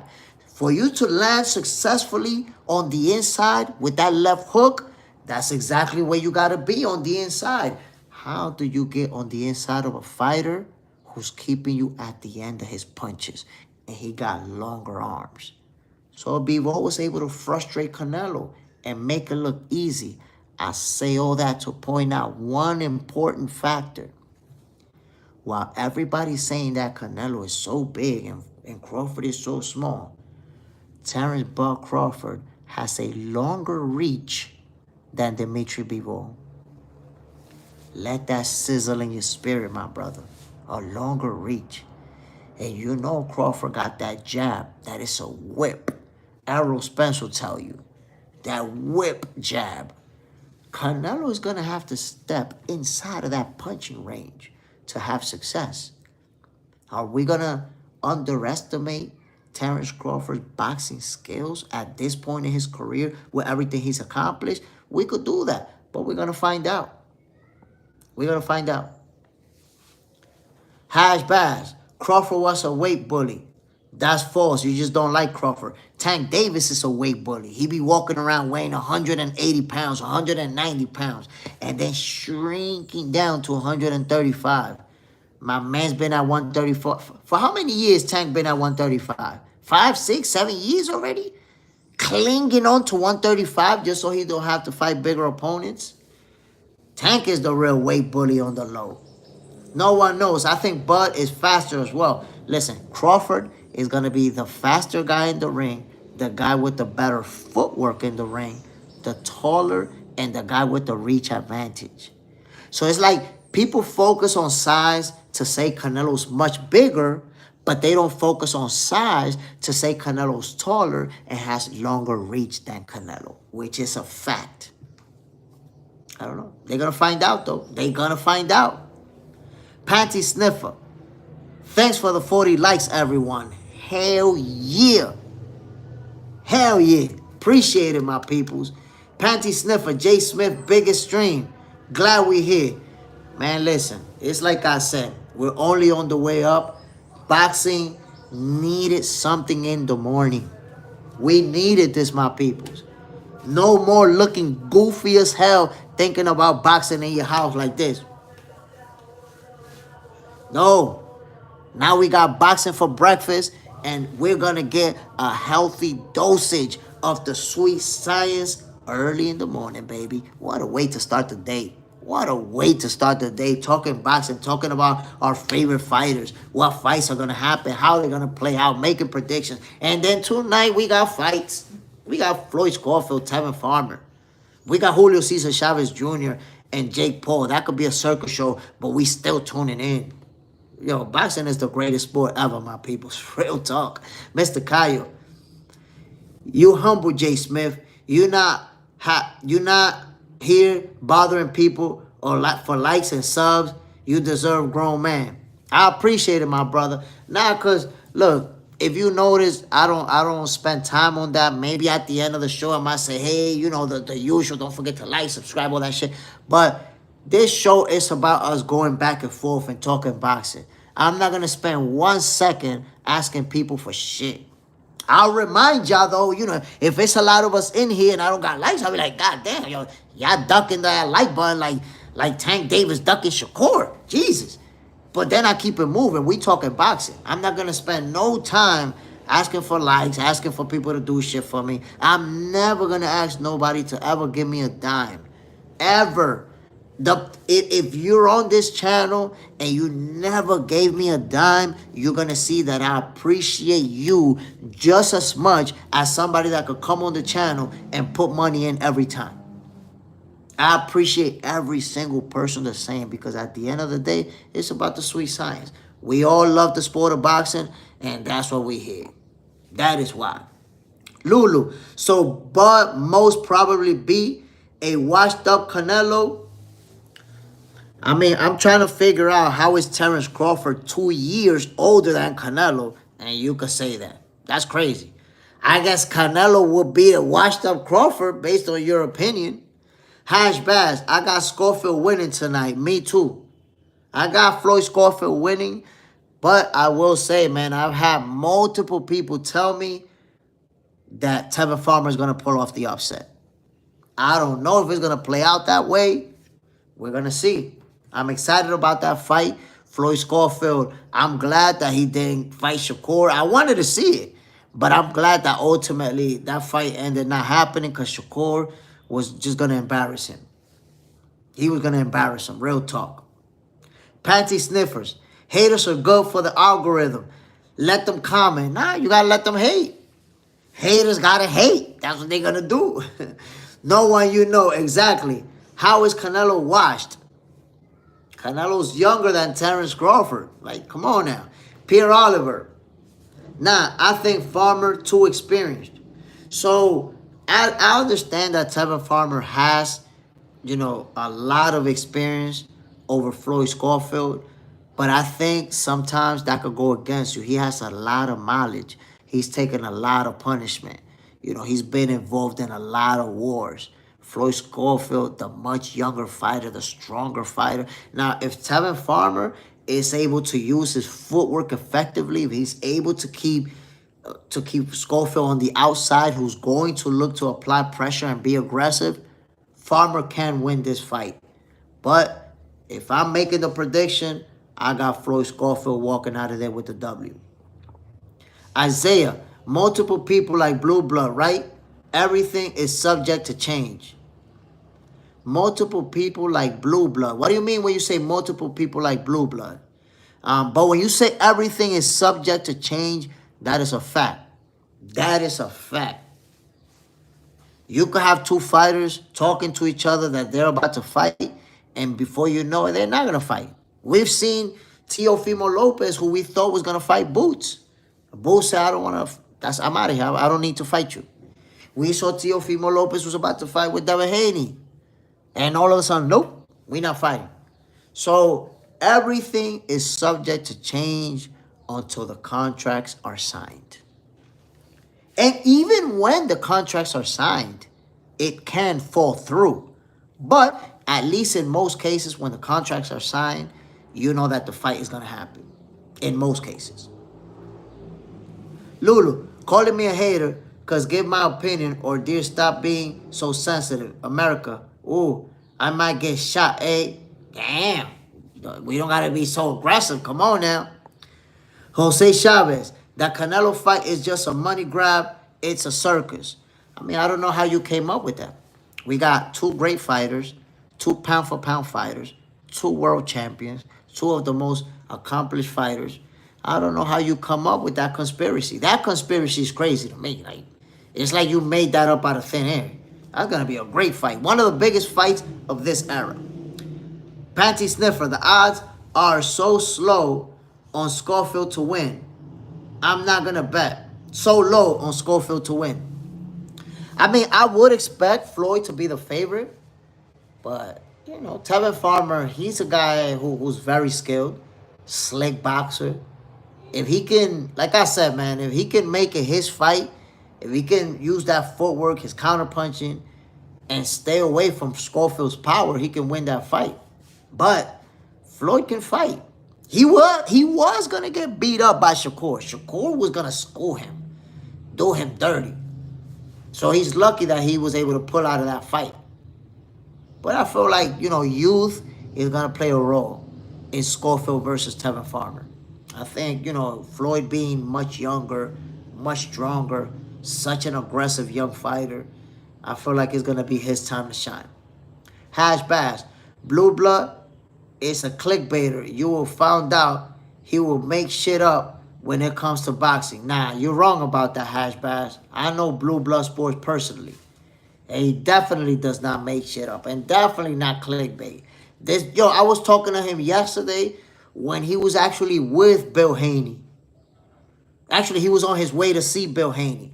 And told me, I'm going to meet up with Bill Haney. We're going to do the live later. And then he was live with Bill Haney. So when he tells you, Bill Haney is planning. Look, I didn't even know this. I thought that Devin Haney has signed his contract and Brian Norman Jr. didn't want to sign. And Blue Blood Sports TV is the person who told me that, nope, they already both signed a contract and they waiting to iron out some details. So you're only saying that about Blue Blood Sports because you don't like them. So you kind of making stuff up out of thin air. And let me tell you, Hash Bass, what happens with Blue Blood Sports is that he clashes with haters. And you, my brother, you a certified hater. You're always talking negative about fighters. You're always looking for a negative angle. I'm just not the type of person that I'm going to block you because you're a hater. You ain't disrespecting me. You ain't disrespecting the fighters. You giving your take. You giving your opinion. You're a part of the Box Center family, but you're a hater, bro. So that's why Blue probably blocked your ass from there. And if he didn't block you, I'm surprised. No one you know. What do you think about Keyshawn and Abdullah Mason fight? Honestly, I felt like Abdullah Mason wasn't ready for a fighter of Keyshawn Davis' caliber. Um, if his father and his team, if they felt like he was ready, I'm all for it. Go for it. Do you? But we saw that Keyshawn Davis can't make weight in that division anymore. Vacated the title. The title. We'll see him at 140. Abdullah Mason will become a world champion. He's a very special fighter. I'm looking forward to seeing him accomplish a lot of big things. Tell you that right now. You could take that to the bank to get some pounds. Panty Sniffer, if you don't mind me asking, how do you have relationships with professional boxers and popular people in the boxing industry? That's a great question, Panty Sniffer. So it starts like this. When I was an amateur boxer, I trained in Gleason's gym in Brooklyn. And I actually met Zab Judah when he was about maybe 14 and 0. So because I trained at that gym and so did Zab, I used to see him every day. Okay. I left boxing like at 19 years old, right? So I didn't see Zab Judah for years and years and years. A couple years ago, I hit him up on Instagram. Oh shit, yo, Zab, what's the deal, my guy? I don't know if you remember me because it's been so many years, but I'm Jay. I was in Gleason's. I trained with Maximo. And when he saw it, he right away he followed me on Instagram. He was like, oh shit, yeah, I remember you. I remember you. So I've been talking to Zab Judah behind the scenes. He gave me some advice. And last year I was working with the Boxing Association here in the Dominican Republic, creating content for them. So that's how I got to meet a lot of elite level amateur boxers, trainers, coaches, all that stuff. So then there's people who started following me on Instagram because they knew that Zab Judah knew me. So little by little, it kind of just started growing. Some people shared some of my videos. There was a time that Carmel Moulton shared one of my videos. Clarissa Shields shared another one of my videos. There's been a few. Shakur Stevenson shared a video of mine once. So little by little, it's just fighters have been running into my videos and they've been checking me out.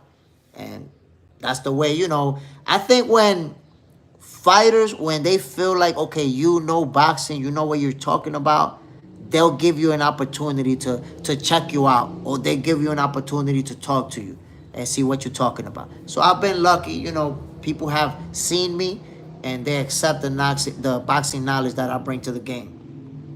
No one I'm from Brooklyn. Shout out, bro. Ooh, BK. My brother, I train in Gleason's gym. I think it was from 97 to 99, if I'm not mistaken. And I used to see Zab Judah, every single day. When Zab Judah won his first title, I was at the gym. I was in Gleason's. Mr. Cayo, I ran into Boo Boo Andre in a gym in Brooklyn. Whoa. And Boo Boo, listen, man, Boo Boo, now that you bring him up, I wish he wasn't dealing with so much inactivity. He's such a good fighter. I wish we could get him back in the ring ASAP. ASAP. Panty Sniffer, ever thinking about getting the zone, my brother? Jay Smith, you're the perfect role for the zone, I swear. So, something funny, I actually was going to apply for a job at the zone with content creation. And they had it available and everything. I don't know. I couldn't apply for some reason.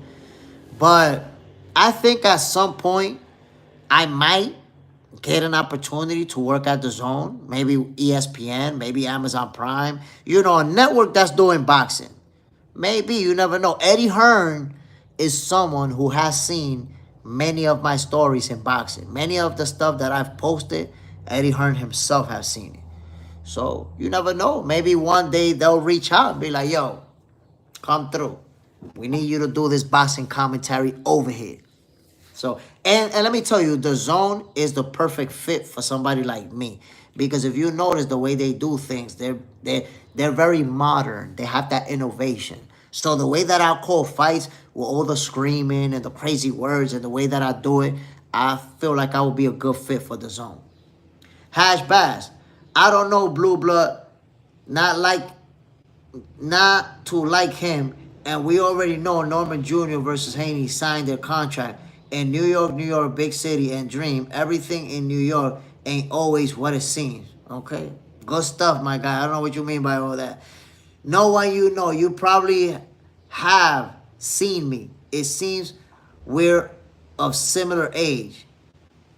It could be. I'm 47 years old, my brother. I recently turned 47 years old. No one you know. If you remember the people that used to dance downtown Brooklyn where they were playing reggae, I was one of them. This was the late 90s.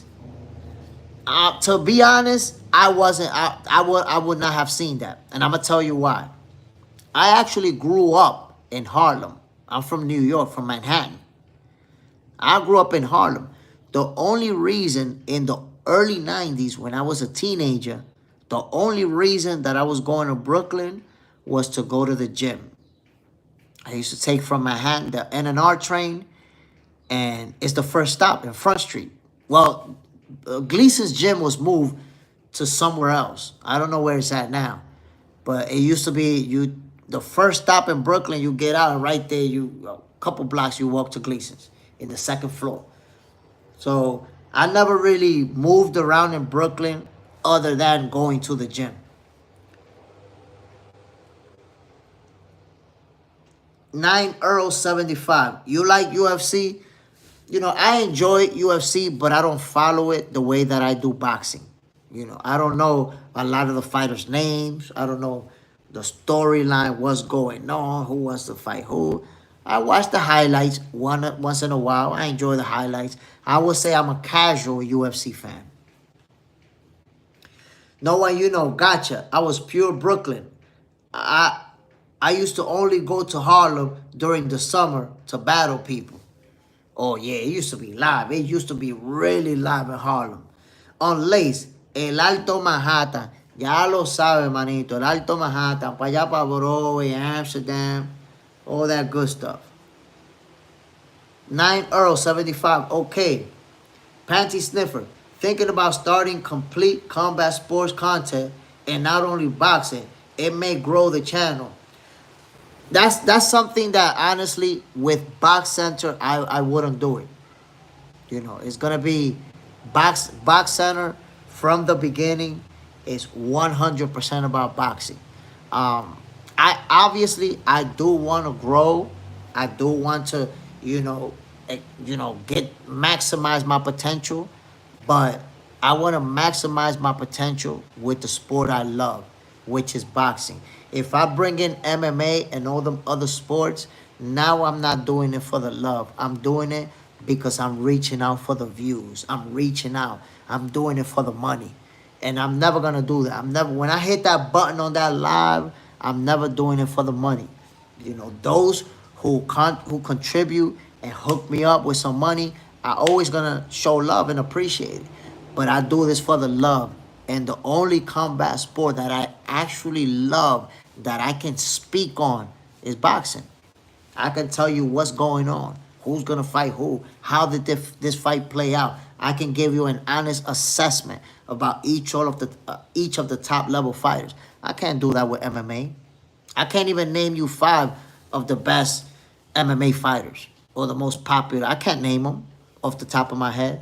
So, as a casual MMA fan, a casual bare knuckle boxing fan, I'm not even fit to be a commentator or to give good opinions on it. I would just be a average fan talking shit, and I'm not gonna do that. I wanna do what I love, and then everybody who loves this too can just jump in and let's get it. No, not do it for the views, not do it so try to get money from some people or try to get some type of contract. Do it because I love it. Everybody who jumps in and see me talking about boxing, they're going to know. They always going to get that energy.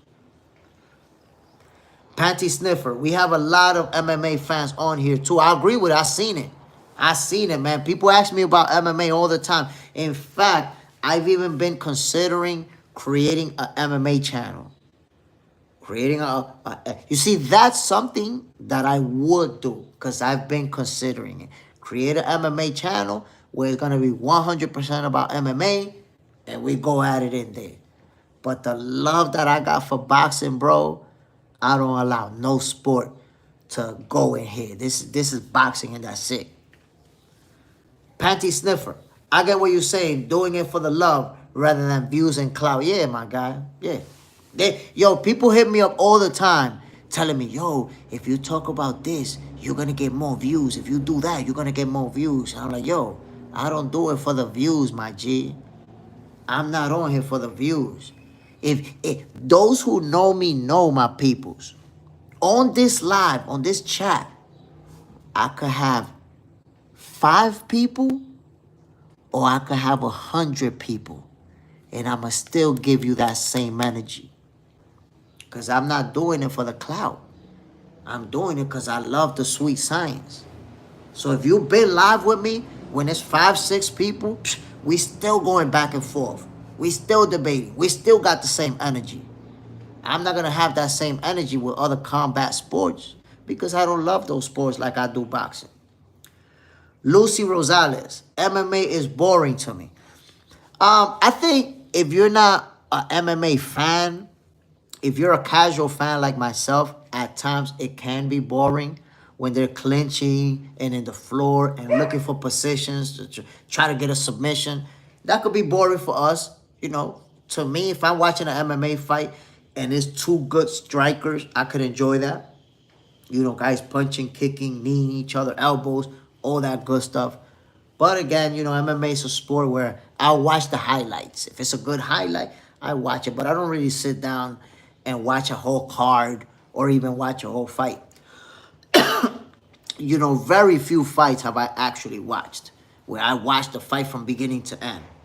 Holly Holm and this girl that she knocked out, I watched that fight. The girl, Amanda Rousey. Holm and Rousey, I watched that whole fight. But I don't really watch MMA like that. No one keep this 100% boxing. UFC fans are all over the place. I love UFC and know the entire history, but UFC fans aren't objective. I mean, UFC they have very faithful fans. They have their loyal fan base. But Box Center is 100% boxing. And there's a lot of UFC fans in here because UFC fans, they enjoy boxing too. Get your boxing fix over here. Panty Sniffer, true boxing fans, more mature. Mr. Kyle, Jay Smith, a real one. I appreciate it, my brother. Soon everyone gonna see Jay Smith is real. They're gonna find out. It's only a matter of time. Mark Gonzaba, you from the same place that Hector Camacho. No, my brother, Hector Camacho is from Puerto Rico, and I'm from Dominican Republic. By the way, salute to my brother Hector Camacho Jr. You may have seen him. He was actually live with me on the show 2 days ago, making his Terrence Crawford Canelo Alvarez prediction. Panty Sniffer, the most likable guy I ever seen on my soul. God bless you and your family, man, and everyone you love. I appreciate it, Panty Sniffer. Real talk. Real talk, my brother. I feel real lucky to have you guys join me to talk and enjoy boxing. God bless you and your family. Hector Camacho Jr. is a G. Yo, Hector Camacho Jr., you couldn't say it any better. He a G. Yo, not only, he had his boxing career, won a bunch of fights, but outside of boxing, he's a great guy. He's also putting a lot of stuff together. You're going to see him doing some exhibition fights soon. I might actually participate in an exhibition fight on the same card as Hector Camacho Jr., which that's going to be an honor. Hector Camacho Jr., yo, 1A, he a G. No one you will definitely grow your channel. Hottest and genuine. I appreciate it, my brother. Panty Sniffer, when the July fight come up, you didn't tell us about it. So let me clarify, my brother, because there was an event set up for July here in Sosua, and that event was actually pushed, I think it's gonna be in September. I don't have the date yet. I don't have all the details. I know that they're working on flyers and logistics. So when I have the details, I'm definitely gonna give you that update, because that date for that fight, I'm going there with Hector Camacho Jr. I know for those of you guys that are new to the channel, Hector Camacho Jr. was here in the Dominican Republic, and he was rocking with me for a week. You know, I went to the hotel where they were staying at. Hector Camacho Jr. got me a hotel room and everything, and I was, you know, shooting video. I went running with him a bunch of times, did video of that. So that's my guy. You know, I got mad love for him, and he's gonna come back to Dominican Republic, I think around September, for an exhibition fight, and I might end up fighting on that same card. So I'm looking forward to it. I definitely will keep you guys updated. Hash Bass, what was Camacho Jr. prediction on Canelo versus Crawford? Camacho Jr. predicted that Canelo Alvarez is going to beat Terence Crawford. I think he predicted that he's going to beat him by decision.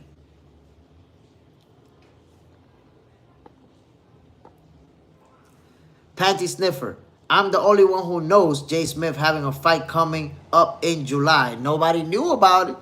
Yeah, but I think it's going to end up being in September. And once, you know, contracts are signed and everything is in place, I will give you guys an update. I am going to be helping Camacho Jr. promote that card, that event. And I'm going to be fighting myself. I told you guys, you know, the possibility, the opportunity to trade leather with somebody, I wouldn't trade it for the world. Go get the money. Yerp. Jay Smith, what's the deal? Go get the money. Appreciate you dropping in. You already know what this is, man. This is Boxing for Breakfast, where you get your early dosage of the sweet science to start your day off with. Asiel Espinosa, good morning, Tigre. You are an excellent job. Keep working hard. Please, just wanted to let you know Canelo is going to destroy Crawford's career in 7 rounds. It's not going to happen. You're going to be disappointed, Mr. Espinosa. I'm sorry. Terence Crawford is going to put the beats on Canelo. By unanimous decision. On Lace. R.I.P. Macho time. Hell yeah, my brother. Macho time. It's still that time with Macho Camacho Jr. But Hector Camacho, you know, an all-time great, one of the fastest fighters to ever lace on a pair of gloves. Rest in peace. Panty Sniffer. How many fights going to be on that event? I think it's going to be 8 fights. But I'm not sure yet. I'm not sure. I think it's going to be around 8 fights. My peoples, I'm about to finish this live. I haven't had breakfast, yo. I'm hungry, to be honest with y'all. I'm about to finish this live, but before I do, as always, I want to give a shout out to Panty Sniffer, Asiel Espinosa, Go Get the Money, Unlaced, John Parham, Hash Bash, No One You Know, and everybody else, Mark Gonzaba, Mr. Cayo, everybody else who came through, spent time, talk boxing. Yo, my peoples, one love. I really appreciate each and every one of you. Those who contributed to the super chat, salute. You know, that means a lot to me. You know, it's not about the amount of money. It's not about whether it's $1, $10. It's about the fact that you're showing me that you appreciate me. And to be honest, you know, you guys make me feel good too, because sometimes you have so many people telling you, yo, your life is whack, you're not gonna make it, I don't like what you're doing. You get a lot of that too, trust me. You get a lot of hate. And it feels good to have people who show you that they appreciate it. It's easy for you to just come in and enjoy the show and not say anything. Just watch. But you guys let me know that you appreciate what we're doing out here. So we're gonna keep going strong. Remember, my peoples, tonight, I am going to be calling these fights. Tevin Farmer versus Floyd Schofield. And, of course, Jake Paul versus Julio Cesar Chavez Jr. I'm going to be calling both of those fights. Don't miss out. I'm going to be live. And then tomorrow morning, Boxing for Breakfast, where you get your healthy dosage of the sweet science early in the morning. So we're going to be live tonight, and we're going to be live again early in the morning, my peoples. Y'all already know what it is, man. I'm Jay Smith, This is Box Center, your favorite boxers, favorite boxing show. Mr. Cayo, enjoy your breakfast, Jay Smith. Hell yeah. Un mangocito ahí, con unos guineitos, con un aguacatico, con un huevito, con una cebollita. My peoples, I'm gonna have a good ass Dominican breakfast right now. I love each and every one of you. Let's keep it going. I'm gonna see y'all tonight.